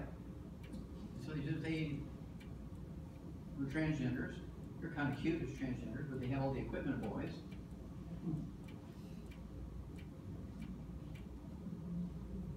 This fellow here on the left, Dr. Richard Raskin, is a very famous eye surgeon out of San Francisco. He invented laser surgery to tack down detached retinas so you don't have to cut the eyeball open and really seriously risk losing your vision.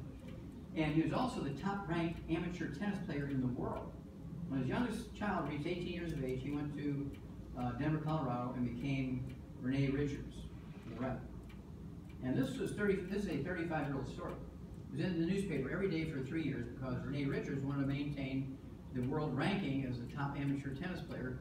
But the women's tennis groups wanted her to start at the bottom and work her way back up, right? So they fought and fought and fought, and in the end, the U.S. Supreme Court awarded her to be able to keep that title. And then 35 years later, Bruce Jenner had the same thing. If you read the 25-page biography, it wasn't an autobiography, it was biography in Vanity Fair, Bruce Jenner knew he was a transgender. He didn't know the word, but he knew he was a little girl up here when he was 2 years old, just like little Shiloh from Brad Pitt, right? When he was 2 years old, he had all the equipment of a boy, but he had the equipment of a boy. He knew he was a girl up here, so he hung out with all these little boys who were in the Pee Wee leagues and the Pop Warner League because he wanted to be a boy, because he had the equipment of a boy, even though he knew he was a girl up here. And so by the time he was 18 years old, he was one of the greatest athletes on earth because he started training as an athlete when he was 2. There it is, that pink pinwheel in the middle. That little pink peninsula hanging down is called the preoptic hypothalamus. By actual counting, in surveys and autopsies at Northwestern University in Chicago back in the 60s, they looked at 650 gay men and 650 lesbian women, and they counted the cells in the preoptic hypothalamus, which tells you who to chase for sex and who you will allow to chase you for sex. And they found 465 cells in there. You're heterosexual. If you didn't have any cells at all in there, you were a asexual person. You were a spinster. How many have heard the word spinster? Everybody has a crazy Aunt Ruthie, you know, who never was interested in boys, but she would wash your windows and vacuum the rugs and cook and can peas and all that kind of stuff and babysit your kids when you went on vacations, but she was never interested in boys. There's no cells in there. There's crazy Uncle Frank. All he wants to do is rotate your tires and work on your carburetor. He's not interested in girls. You put him in a car with a girl and she's going 70 miles an hour, he'll jump out of the car. He will not be in that car with that girl. He just doesn't want to be around her because there are no cells in there. Let's say you have 200 cells instead of 465. They're all on the side that says chase girls. You're a boy. That's good because you're girl crazy. They all end on the side that says chase girls. You're a girl. You're lesbian. They all fall on the side that says chase boys. And you're girl. You're boy crazy. That's good. But if they all fall on the side that says chase boys and you're a boy, you're gay. If 100 of them fall on the side that says chase boys and 100 of them fall on the side that says chase girls, you're bisexual. And are a transgender. Now here's the deal. You can coerce an asexual person. You can coerce a bisexual person into behaviorally in a social situation to act like a heterosexual person. Especially a couple hundred years ago.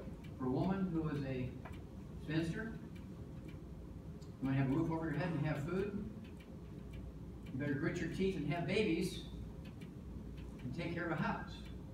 If you're saying, no man's going to marry you, what are you going to do? Women couldn't work and do things back in those days. So they just grit their teeth and went against what their body was telling them to do. Same way with bisexuals. They have fun having sex with boys and girls. You say, look, you have the equipment of a boy here, you can only chase girls. Okay, no problem. And so you can coerce those two groups into becoming a social heterosexual. People who are gay and lesbian and transgender, they can't. Okay, it's like trying to take a heterosexual and forcing them to go against with their equipment. Can't do it. It's totally preventable. You just have to take, and this is the last one of the subject, we'll move on. These are all first cousins. There are three sisters who are the mothers of these 4 kids. One sister is the mother of the 2 kids in the pink. One sister is the mother of the kid in the yellow. One sister is the mother of the kid in the blue. Which one is a transgender? Little boys in blue. They actually gave a little token blue sundress, right? But they all have the necklaces and bracelets that Grandma gave them. And they're doing the girly things out in the pasture. Well, the boys are all on the other side of that hedge fishing in their family picnic. This is the fastest growing birth defect in America right now, is transgenders. That's why there's such pressure over this bathroom thing. Read the front page of the USA Today if you can find one. It was in there this morning. It took up a third of the front page.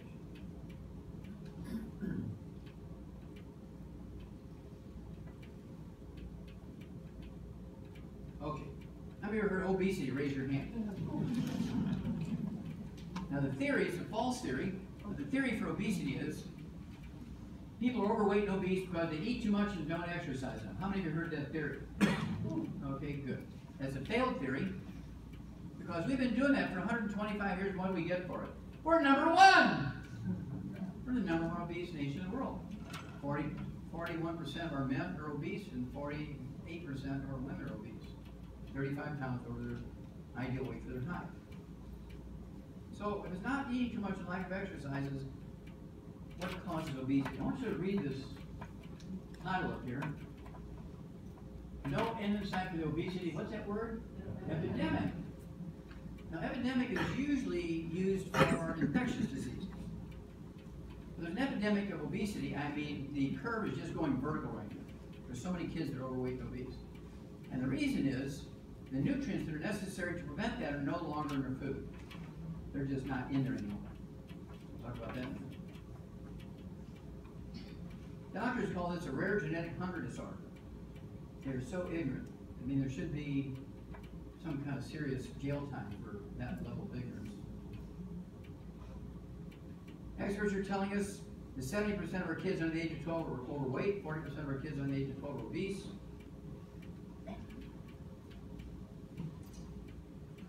It has nothing to do with lack of exercise or eating too much.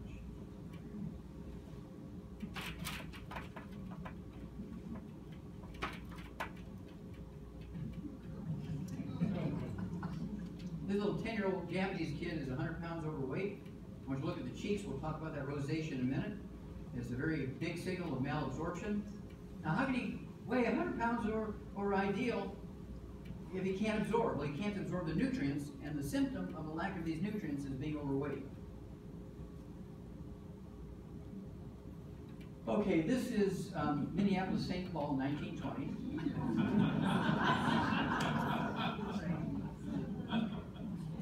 The doctors would tell all these obese people to get together, get each other's phone numbers, make sure that everybody shows up for their exercise program 3 days a week, Monday, Wednesday, Friday. And of course, they just got fatter. Cover article, Time Magazine, January 2009, was the study that came out from Loyola University Medical School out of Chicago. And it said, it was a 10-year study on exercise, that exercise will not make you lose weight.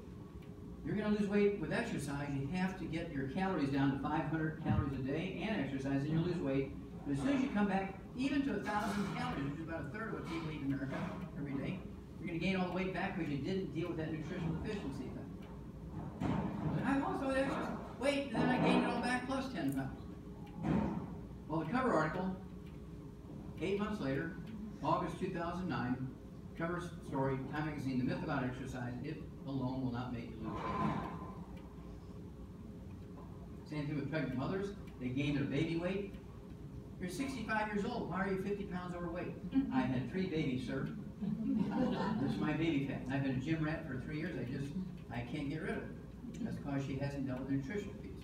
The babies were taking more nutrition from her than she was taking in. Why she gained that baby fat? Until she gets some of those nutritional nutrients, she's not going to lose the weight. Insanity is doing the same thing over and over and expecting a different result, isn't it? Okay, here's a pastor from Charlotte, North Carolina, Ivan Ledbetter. Met him 4 years ago. The picture on the left-hand side, he's in the pink shirt, and he weighed 440 pounds. We put him on our program, and in the first week he lost 17 pounds. In the first 30 days he lost 60 pounds, and in 7 months he went from 440 down to 165. The picture on the right, he's in the darker fuchsia-colored shirt with his back to the left-hand picture, and he had 3 years later he still maintained 165 pounds. I just met him again a couple of months ago, which was 4 years, and he's still 165 pounds because he stayed on the 90 essential nutrients, 16 minerals, 16 vitamins, 12 amino acids, 3 fatty acids. We do this 1,000 times a month. We have thousands and thousands of people every month who come to us just for weight loss because we're the only ones who know the secret. Anybody here work with horses?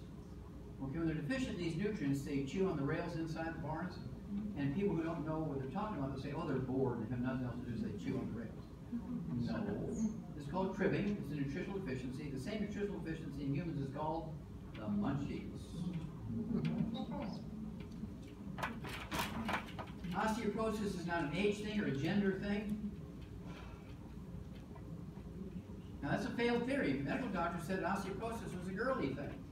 That's why they originally came out with Premarin, to be able to maintain the calcium in your bones. Remember that, ladies? Guess what? Men get more severe and more osteoporosis than women.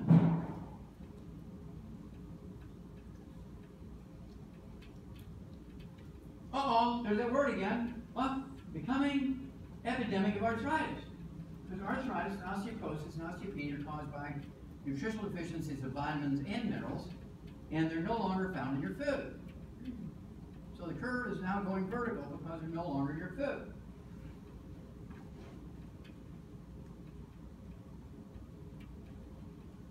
If you drink even Diet Colas, it'll mess up your calcium phosphorus ratio. You're going to be prone to fractures. If you have kidney stones, and they're made out of calcium 99% of the time, kidney stones, your doctor or a urologist will tell you, look, you cannot have dairy products anymore. You have to give up calcium supplements. They should be put in jail for that. But people who are over 60 get fractures. They usually die in 3 days from a stroke. They get a fracture, particularly a hip fracture. Okay, so they're committing somebody to death when they tell them not to take calcium anymore. When you have kidney stones, you have raging osteoporosis. Well, my blood calcium is really high. That's because your parathormons are overactive and they're pulling too much calcium out of your bones. The calcium in your blood is coming from your bones, not your diet.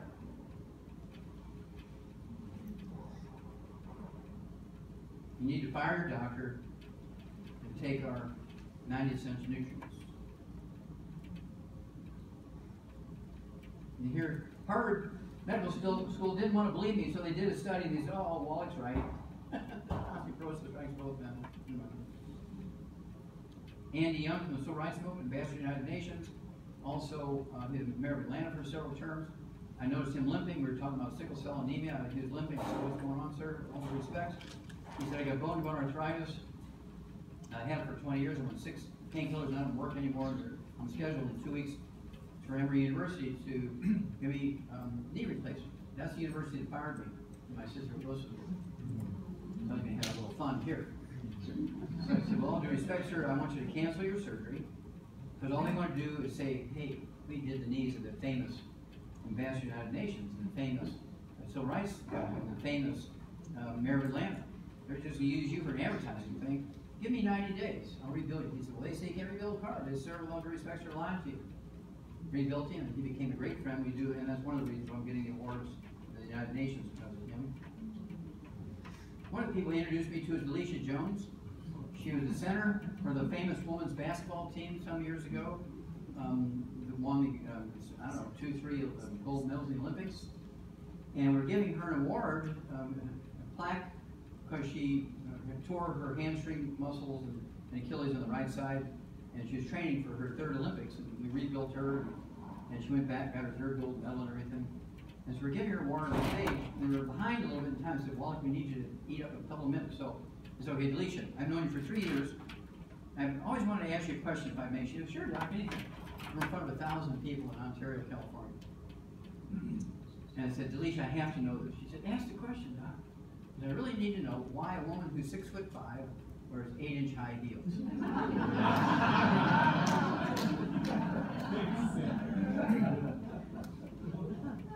And she said, and I have to show you, because she said, because doctor makes you so sexy.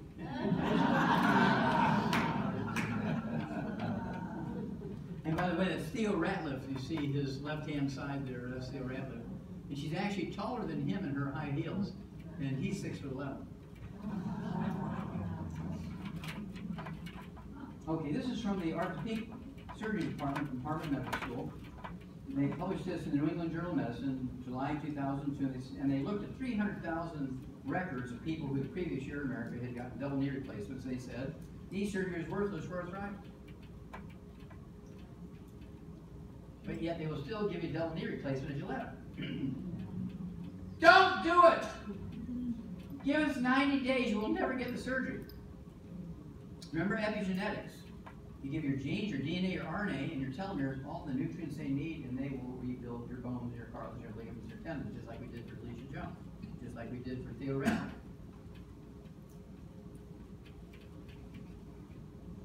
And 4 years later, they had studied the backs of the same 300,000 people, and they said back surgery is worthless for sciatica, peripheral joint disease, peripheral neuropathies, disc problems, low back pain, and so forth. Do not get surgery. Give us 90 days, you'll never get the surgery. Type 2 diabetes. Uh-oh, there's that word again. We've known for 85 years that type 2 diabetes is a deficiency of a single mineral. It's not a genetic disease in any way, shape, or form. Type 2 diabetes is a simple deficiency of a single mineral. I'm not going to tell you. Because you'll run to Walgreens and look for that mineral, and then it won't work, because you need the other 89 to make it work. Yeah, you're going to get all 90, and then it'll work. That's why when doctors say, well, those things seem to work in animals, but they don't work in people. That's because the idiots cherry pick everything. Well, we gave all these people calcium, and it didn't help with their osteoporosis. So that's because they're missing the other 89. In animals, it always works because we give them all 90. And the advantage you have is that I'm a veterinary animal physician. I'll treat you like a dog, but you'll get better. Okay, we'll be done here in about 15 minutes.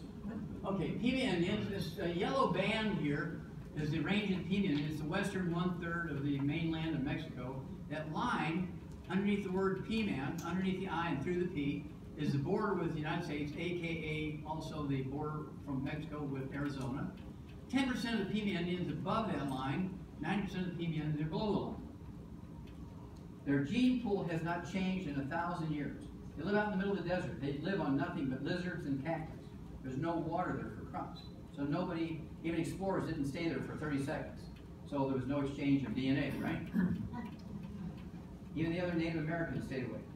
The Mexican Pima Indians would make up 90% of the Pima Indian population. They're kind of like the Amish. They live on subsistence farm. They don't grow enough to sell anybody else. Their wives make pottery, so they sell a little pottery to each other, that kind of thing. They're third world. They don't have doctors and health insurance. They don't have emergency stuff. They don't have hospitals and clinics. They don't have roads and cars and utilities, anything. They don't have computers. They have nothing that you would go there for, okay, except they have the lowest rate of diabetes in the world and obesity. The American Pima Indians, same genetics as the one on the left, have the highest rate of diabetes in the world. They're all morbidly obese, and they all work for the RV and the motorhome assembly plants in Arizona. They all have their vans and pickup trucks and everything. Look at those little kids with obesity. Terrible, terrible, terrible. Mexican Pima Indians have 6% or less rate of diabetes, type 2 diabetes. The American Pima Indians, remember, it's the same gene pool. Whoa, 46%. The average country around the world runs somewhere between 28 and 32% diabetics now. This is world population, 347 million. Our country, our total population is only 310 million.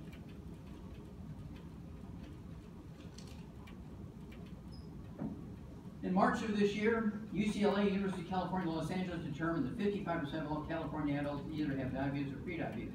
This is one of the reasons why you're going to be burying your kids.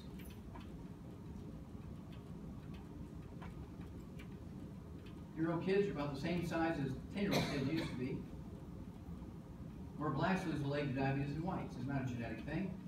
And this is when Martin Luther King died. He already knew he'd won the civil rights movement. And I asked Coretta Scott King, because I was working with her, and through Andy Young, make a long story short. And I asked her, I said, was Dr. King, you know, when he knew he'd won the civil rights movement, was he going to go back and preach from his church? The Ebenezer Baptist Church. She says, no, he had 10 more things that he wanted to deal with, 10 more crusades. I said, well, what was next? I mean, what was going to be next after the civil rights movement was hammered down? It was just perfect the way he wanted it. What was next? She said, well, the reason why you're here, the reason why I called you to do things for me is because you're doing exactly what he would have wanted you to do. He was going after the medical system for abusing the black community. He said, people think the Tuskegee experiment was the worst thing the doctors ever did to a black man in America. That was nothing. And if you read the book Epigenetics, there's a whole chapter devoted to the terrible things that the doctors and the medical system have done to the black community. Every black kid in America needs to read the book Black Gene Lies and the book Epigenetics. They will learn black history. I went a lot of dinners from professors of black history at universities.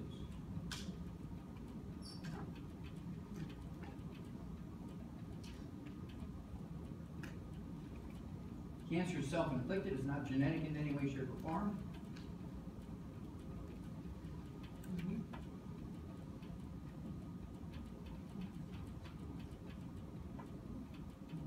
I said this in 1971. That's one of the reasons why my book is in the Smithsonian Institute. The process means increase your risk of cancer at the same rate as smoking 2 packs of cigarettes a day.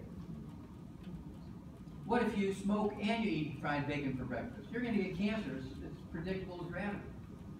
It has nothing to do with genetics. Importantly, speaking of cancer, that's not true. It's processed meat. In fact, the National Geographic rates the top 20, the top 20 longevity cultures are all heavy meat eaters. There's no vegetarians or vegans in the top 20 longevity cultures on Earth. They're all heavy meat eaters. And we'll get rid of that one.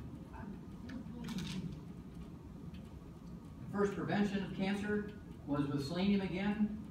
200 micrograms per 100 pounds of body weight in laboratory animals and families that had multiple generations of cancer. They couldn't get it published. These were university studies. They couldn't get it published in medical journals. They said, we want cures, not preventions. So they published it in Popular Mechanics in 1912. They showed by supplementing selenium in 1912, you reduce your risk of colon cancer by 95%. That's all they did was supplement with selenium. Reduce the risk of prostate cancer by 69%, breast cancer by 82%.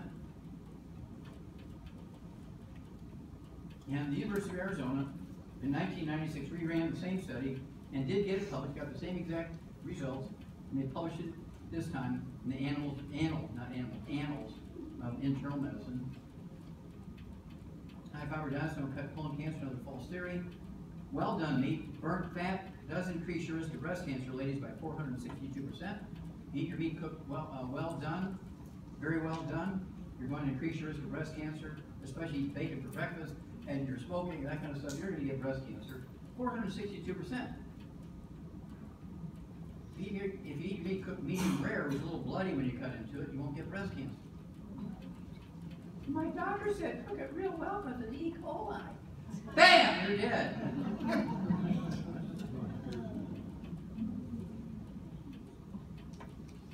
Even the government and Harvard Medical School says don't get mammograms anymore.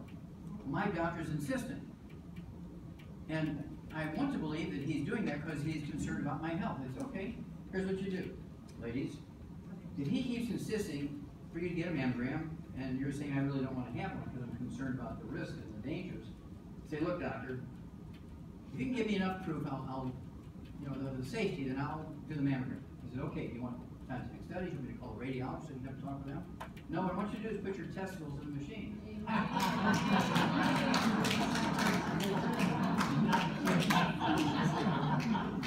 want you to let me crank down that plate until you scream. And then I want you to let me be able to yell at that guy behind 4 inches of lead, hit it, Frank!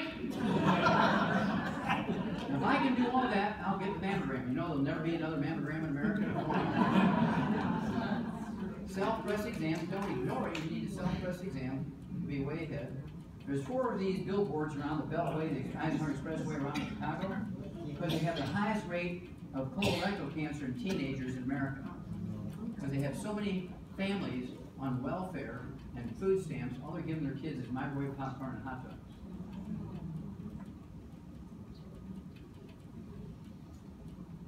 Genetics do not cause cancer. Arsenic and selenium are your best friends when you have leukemia. Dementia, of course. Alzheimer's disease is a physician-caused disease. Vascular dementia is caused by the same thing that clogs your arteries. Inflammation, fried foods, processed meats, oils. Korsakoff syndrome is a deficiency of a single vitamin. Wernicke-Korsakoff disease is caused by that same deficiency of vitamin plus MS mixed in with a B12 deficiency dementia, self-explanatory. Hillary said 2 months ago, Alzheimer's is an irreversible progressive brain disorder that has no known cause or potential cure. I will spend $2 billion a year of your tax money on a cure, to look for a cure. Well, in 1992, when my audio cassette tape came out, Dead Doctors Don't Lie, became extremely popular because my piece in there on Alzheimer's disease. We knew the prevention and cure for Alzheimer's disease in 1992. In a double-blind study of 5,000 people over 10 years, published in 2004, started in 1994, proved it again. We were to reduce the risk of Alzheimer's disease by 78% with 2 nutrients. In animals with 100 nutrients, reduced by 100%.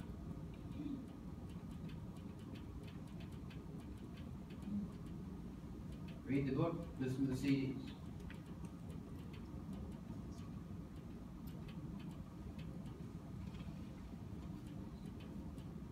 Okay, have you ever heard of gluten problems? Gluten intolerance, okay? Well, gluten is not a new thing. The Egyptian physicians talked about this 5,000 years ago when they switched from millet as the primary grain to wheat. And if your family has celiac disease, appendicitis, diverticulitis, irritable bowel syndrome, inflammatory bowel disease, colitis, ulcerative colitis, Crohn's disease, asthma, bronchitis, respiratory problems every winter, eczema rosacea, like a little Japanese boy that weighs 100 pounds overweight, dermatitis, psoriasis, infertility, miscarriages. If you have any of that in your family, you have serious gluten intolerance. There's 900 different deficiency diseases that occur when people have a gluten intolerance because you can't absorb the nutrients. I've seen people with 25 and 30 and 40 different diseases. And doctors tell them they just have terrible bad genes. No, you get them on a gluten-free diet, you get them on the 90 essential nutrients, they all go away.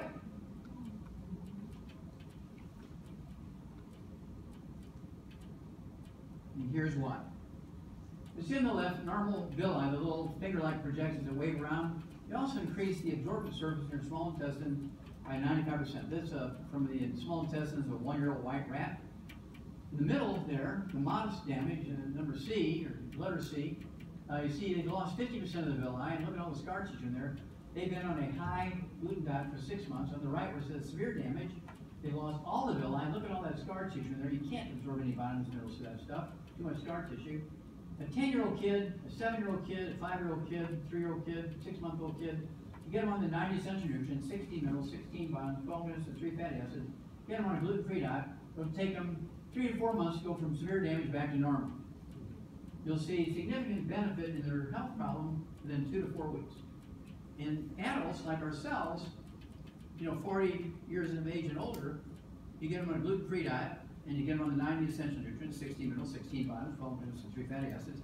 You'll see benefit to their health problems within 4 to 6 weeks, but it's going to take 2 years to get from over here back to normal. So you better get started now. Don't wait till you're sick. Here's some people that have died of complications of gluten intolerance. I remember when that story came out in those little magazines in the grocery stores, when the Michael Jackson was like 20 years old, they said he's bleaching himself to look white. I remember that story. Yeah. Well, he had a gluten intolerance, and he could not absorb the nutrients necessary to make skin color and hair color. He had snow white hair by the time he was 10. He had to shave his head. All that long locks he had, those are wigs. That's not his hair. He had snow white hair.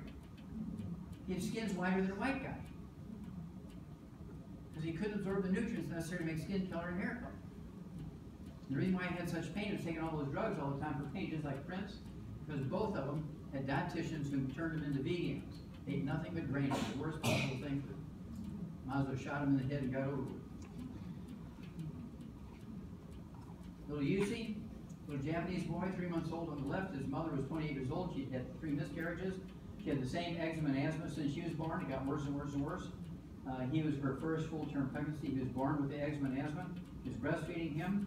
So he gave her the 90 essential nutrients, 16 minerals, 16 vitamins, 12 amino acids, 3 fatty acids, got her on a gluten-free diet. In 2 weeks' time, her asthma and eczema she'd had for 28 years went away. In that same 2 weeks, there was UC in the middle. That's the same kid as on the left. You never believe it's the same kid. In just 2 weeks. And there he is on the right, 2 years of age, at the time of his life. We're seeing so many kids from Southeast Asia now. We work with all those countries except North Korea.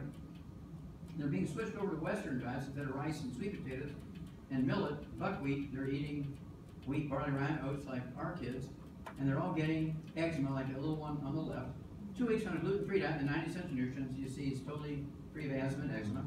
This teenager on the right had plaque psoriasis. Put him on a gluten-free diet, 90 essential nutrients, 2 weeks later, completely gone. Set of twins, identical twins, same problem. 2 weeks later, isn't that amazing? This lady here had this plaque psoriasis for 23 years. Her dermatologist made $3 million giving her UV light treatment every week for this. If I was her husband, I would take my Louisville Slugger and I'd have a come to Jesus meeting with that bullshit. And no jury would convict me of anything except maybe temporary insanity when they looked at that picture. We got her on a gluten-free diet, got her on the 90 essential nutrients, 16 minerals, 16 vitamins, 12 minutes and 3 fatty acids, and in 90 days she was perfectly normal after 23 years of suffering.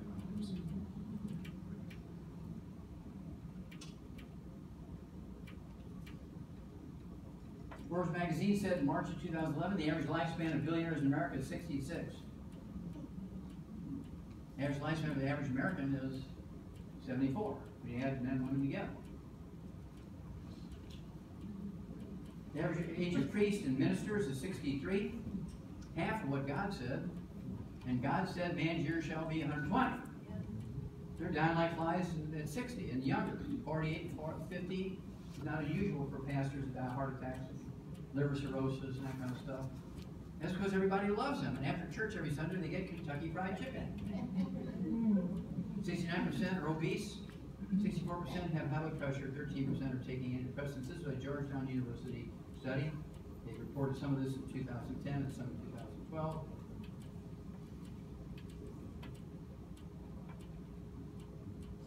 When you look at the darkest states, you'll see that they have the worst figures, again, of whatever disease we're talking about here.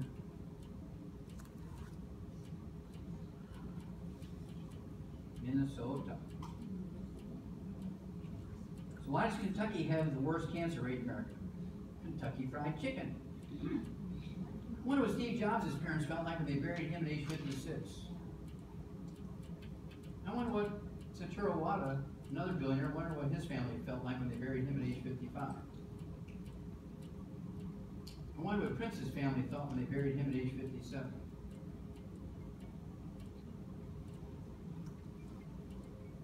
Nick Menz, a very famous drummer, died in front of 3,000 people in Los Angeles concert. His parents are still alive, but he died. They were burying their son. Evel Knievel died of nutritional deficiency, idiopathic pulmonary fibrosis. Idiopathic means the doctors don't know what causes it. Very simple nutritional deficiency. And the diabetes. What Vice President Joe Biden felt like when he buried his son Bo at age 46. I wonder what the king of Dubai felt like when he buried his trillionaire with a T son, Sheikh Rashid, who died of cardiomyopathy heart disease while he was running at age 33. You can look at him and see he was a fitness buff. I wonder what past President Jimmy Carter felt like when he buried his grandson Jeremy at age 28 from a cardiomyopathy heart attack while he was running. It doesn't matter how politically connected you are. It doesn't matter how rich you are. It doesn't matter how fit you are. If you don't have these nutrients, you're going to die. And if you do not supplement your kids, you will be standing at gravesite burying them. That's the message here, folks. Now, how many of you have heard of Pastor Rick Warren? Wonderful man. I've never met him personally, but I enjoyed his sermon. I really enjoyed his book, A Purpose-Driven Life. How many of you heard of that book? Really, he helped a lot of people with the contents of that book. Yet his own son committed suicide at age 27. There's never anything in the newspapers. There was a note left or anything like that. And one Sunday morning, 6 months after Matthew had committed suicide, Charlie Rose from PBS was interviewing Pastor Warren, and he said, Pastor Warren, I just want to, from the bottom of our hearts, my staff and I want to just say how sorry we are that you lost your son. And Pastor Warren said, remember, this is Sunday morning TV, he said, oh, he has troubled his whole life, and now it's over. Start asking me the questions. Does that sound like a grieving father? You go look it up. That's what was said on TV. So, I know exactly, I heard you say it, I know exactly why Matthew committed suicide. You will too. I want you to go to the beginning of our talk here tonight. Kind of close your eyes and recall everything we've talked about. And you will know when you get there, you'll say, oh my gosh, that's why he committed suicide. You'll know it when you come to that one. Okay? Terrible, terrible, terrible thing. Your heart goes out to the whole family. It's a terrible thing. Okay, in this case, the red, orange, and yellow are the shortest lived people in America. This is county by county. The ones in the darkest blue are the ones who live the longest by 25 years. This is females. This is a Harvard study. 1990, they did it again in 2004, got the same result. This is males, same principle. Look at the eastern seaboard.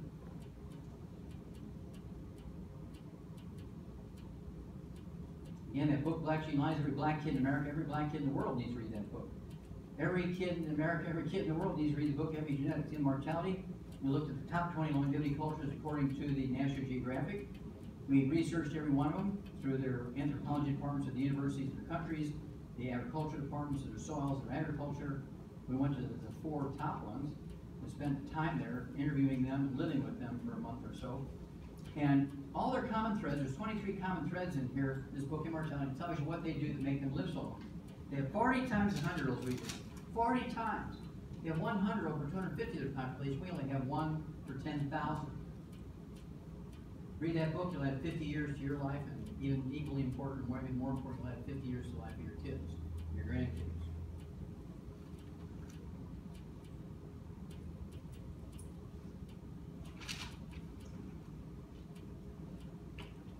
Nelson Mandela was one of my patients, and when he got out of jail at age 70, Andy Young introduced me to him and began to give him our program. He died 25 years later. He looks pretty good for a 95-year-old guy. Very nice man.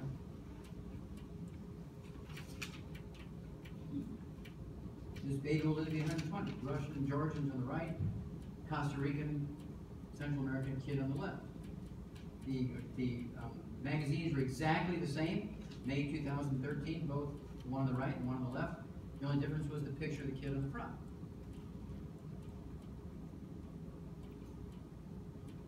Now, the long-lived people, thousands of years ago and yet today, were the people living in the land flowing with milk and honey. How many ever heard that before? The land flowing with milk and honey. That's why it was such an important piece in the Bible, because that's where people live the longest, were the happiest, the most productive, the healthiest. Today it's the same. This is the place.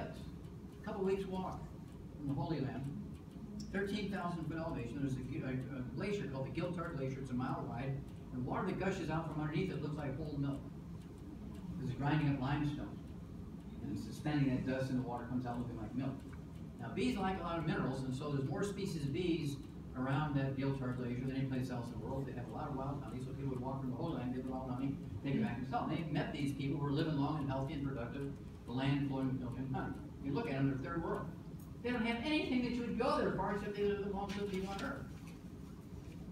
They were actually the inspiration for the book and the movie Lost Horizon. How many are old enough to remember the book and the movie Lost Horizon? I urge you to go read the book and look at the movie. It's a biblical story. It's a great, great, great story.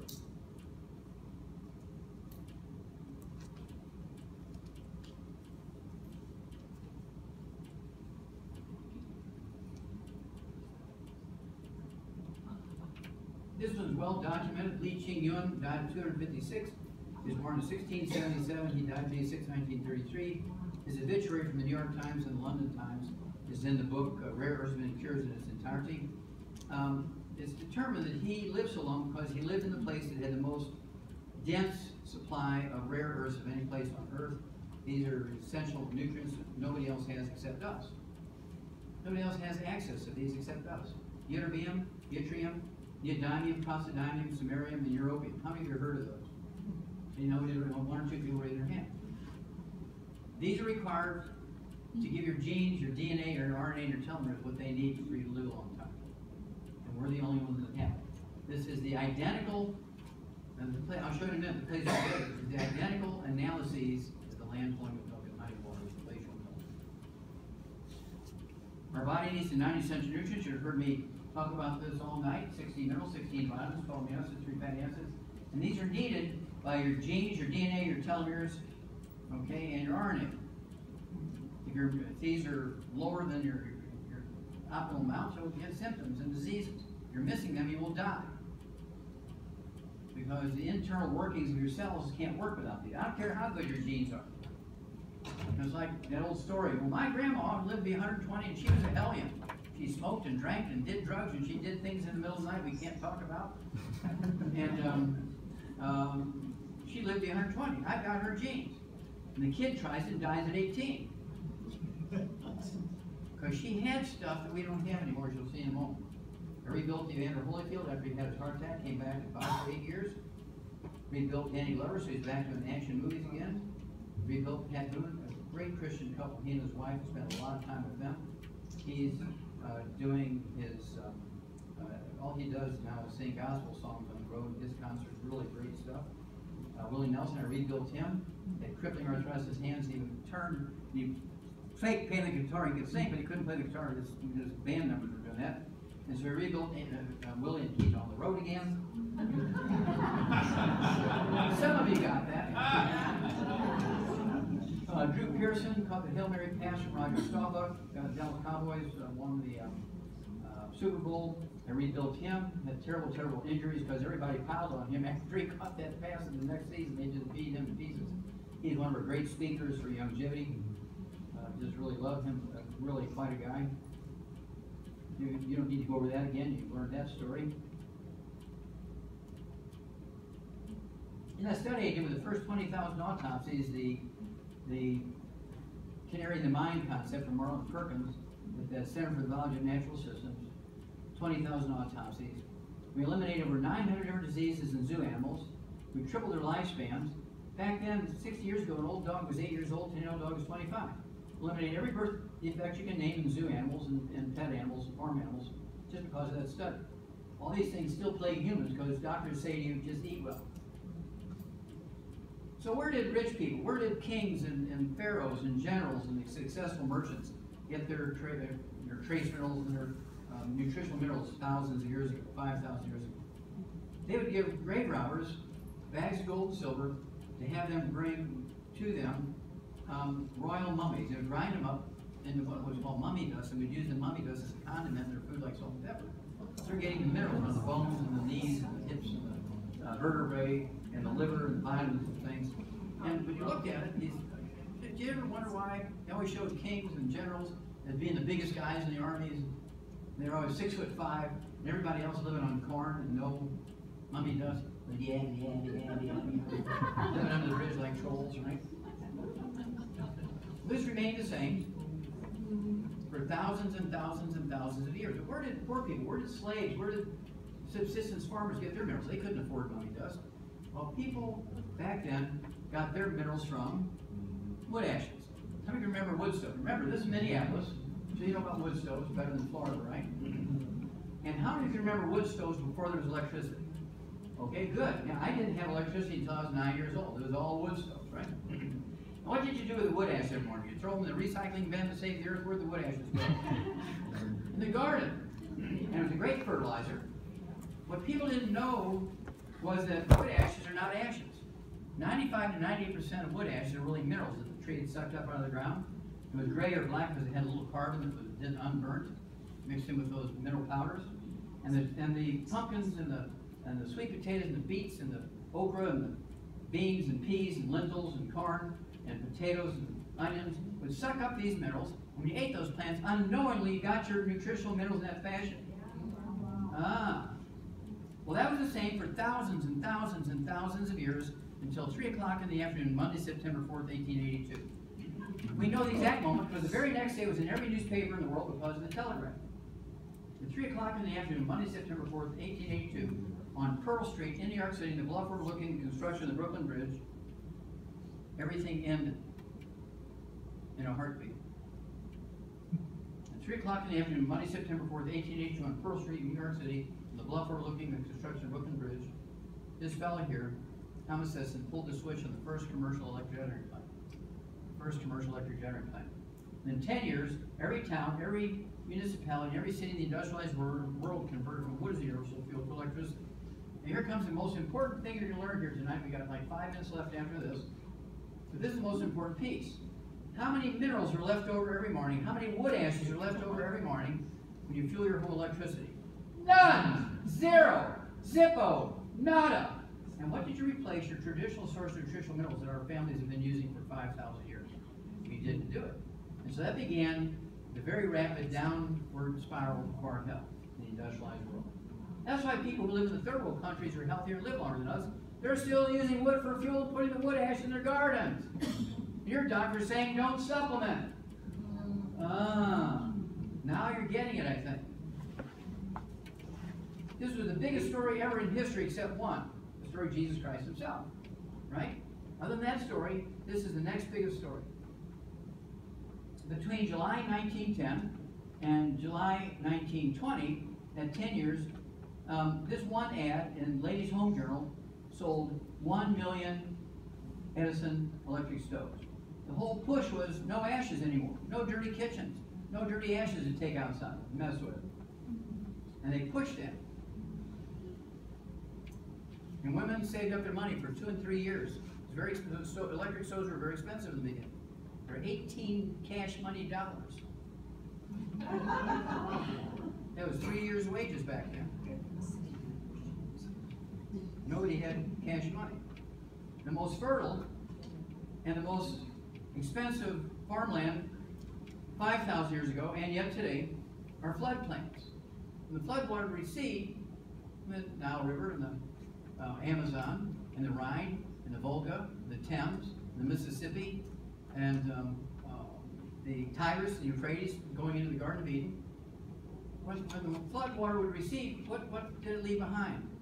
Silt, mud from mountains hundreds or thousands of miles upstream, which was minerals. Now, the farmers push that silt off to the side before they plant it? No, they plow it back in and renew the minerals every year. That's why it was always the most fertile land.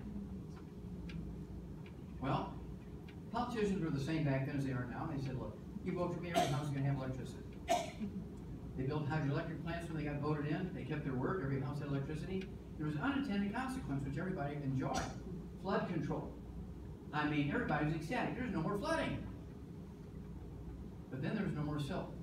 So now we had no ashes, no silt, and we got the Dust Bowl, and we got the Great Depression because our soil was dead. Right now in the world, according to the World Health Organization, and I need to update this number, it's 960,000 hydroelectric plants. And so this is what actually blocked all the silt going into our farmlands and also the oceans. We killed the oceans, not from pollution, but we've shut off the food supply because the silt was also the food for the oceans. Now the whales are washing up on shore, having starved to death. Sharks are eating people in places they never used to eat people before, including the west coast of the United States. They already had complaints during the Beach Boy days, the surfing years, of people getting eaten by sharks. 58 last year, we had the highest rate of shark attacks anywhere in the world now on the west coast. The Great Barrier Reef, where it's supposed to have the worst in the world, only had 18. This is a satellite picture from 100 miles up, Southern California agricultural land. You look at all those whirls and swirls in different colors. It represents different amounts of minerals, different combinations of minerals. You can see that, say, soybeans grown in different fields from left to right, but have different amounts and different varieties of minerals. In the agricultural industry, we know this. We put their little alfalfa pelts for dairy cattle and chickens and pigs and every kind of critter you can think of. We put the 90 cents of nutrients in there, so every mouthful has 16 minerals, 16 vitamins, 12 amino acids, 3 fatty acids. We grow soybeans for humans in those same places, and your doctor says just eat well. That's why everybody has all these diseases. This is where we get our minerals. It's 78 minerals, all 60 essential minerals in optimal amounts. We have 100 cubic miles of this stuff. Nobody else has access to it. This has the exact same analyses as the land flowing with milk and honey, glacial milk. You can see the limestone on top of that deposit. It's 100 cubic miles of deposit. That's a little Shar. Yeah, she's one of our top distributors. I'm trying to go quick here. You can actually grow 12, 15-pound sweet potatoes with our lumen minerals, which is that stuff we can put in 40-pound bags or in liquids. It's a fertilizer. It has 78 minerals in it. Our soil is depleted of minerals. We knew that in 1936, but nobody knew why. They would say, oh, the farmers are doing a bad job of farming. This is a lead article in Food Chemistry, a very famous biochemistry journal that looks at the pollution load in our food that's harvested in North America, as well as the nutrient value. This particular issue, April 16, 2012, they looked at the top 8 baby formulas in North America, Enfamil, Similac, Carnation, Brewers, and many others. And they said, these baby foods contain less than 20% of the required minerals and vitamins necessary for proper development of our kids. Dog food has 100%, chicken food has 100%, laboratory rat food has 100%, sheep, pig, cow, horse food has 100%, your baby's has less than 20%. Look at those formulas tomorrow. Rotate them over and look at the number of minerals and vitamins in them. You will cry when you see this, and you know why. You will be burying your kids. Okay?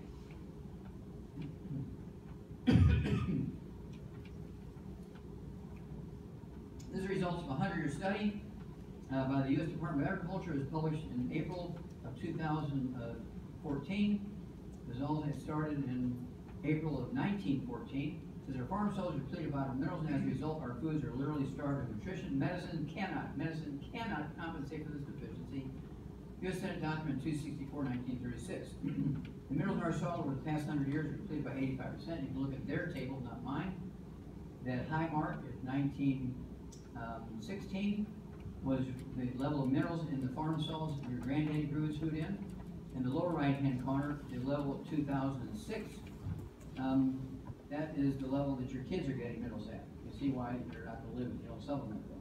USDA reports that 95% of all Americans are minerally deficient. Okay, we've got 2 slides left. I'm going to race through these things. If I go any faster, it will freeze up, so I have to go at a certain pace. We get down to the last 2 here. Remember that the darkest states are the ones that have the highest rate of whatever disease we're talking about.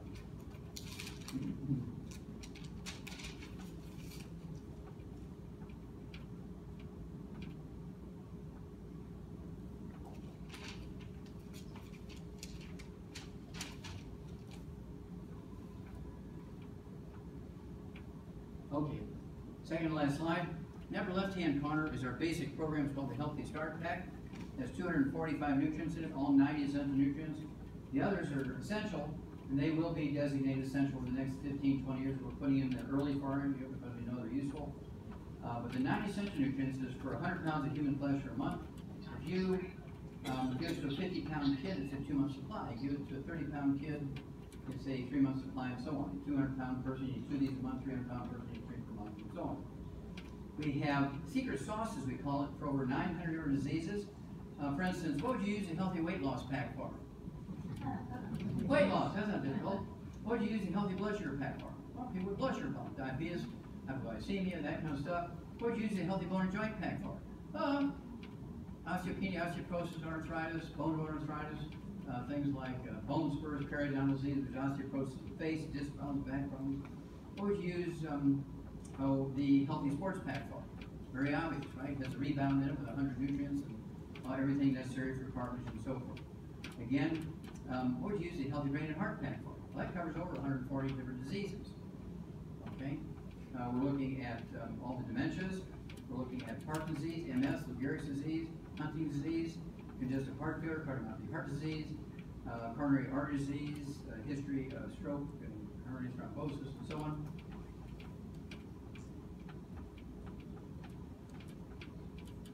We have, like I say, over 1,000 products. Okay, last slide. People always ask me, hey, Wallach, what do you take? I've been taking the 90 essential nutrients plus the secret sauces for 900 different diseases twice a day for 70 years. This is a 2-week supply for me. There's one box in the lower middle there, that green box with that orange bar on the side with a 2.0, has a healthy start pack. That's for 100 pounds of human flesh. So I take 2 of all this a month. I weigh 152, but I'm taking a 200-pound mass dose. It's easier than trying to calculate, correct. So I just take a 200-pound mass dose. And all the rest of the stuff covers 900 different diseases. Those are the secret sauces for 900 different diseases. So why do I do that? Well, in 70 years, I haven't been to a doctor. I've never had a cold. My blood pressure without medication is 90 over 60. My pulse without medication runs about 39 to 41. It does spike to 50-something when I get angry. And then, never had any surgery, never been on a prescription drug. And everybody can do this. It's not a genetic thing, it's an epigenetic thing. Give your genes, your DNA, your RNA, your telomeres this stuff, you're going to maximize your genetic potential for health and longevity and fending off disease. Got it? Now, you know more than doctors tonight. Now, this is very scary, not the fact that you know it, but the fact they don't know it. And that's very, very scary. So, I urge you to take responsibility. Make sure that your kids and grandkids and nieces and nephews and brothers and sisters are getting all their 90 essential nutrients, and your life and their life is going to be much better. If you do not do that, you're spending all your time memorizing the names of the team, the basketball team and the baseball team, and keeping scores and betting with your friends and all that kind of stuff.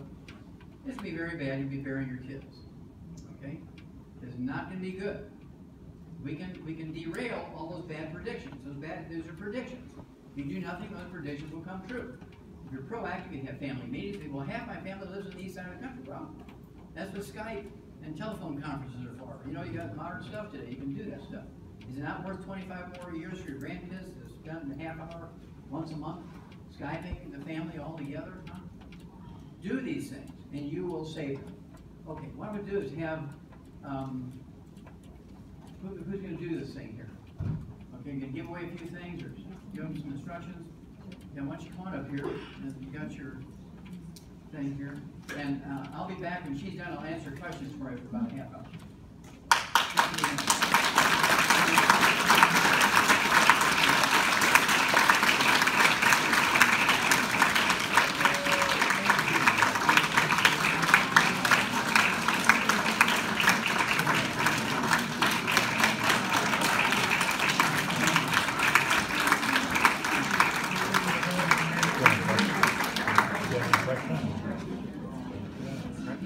Amazing information. Okay, we're going to take a 5-minute break. Go to the bathroom. We're going to come back. We're going to give away some door prizes.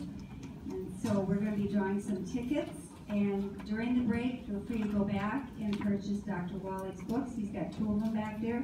Epigenetics is $25, and Dead Doctors Don't Lie is $20. Must read, folks. Okay.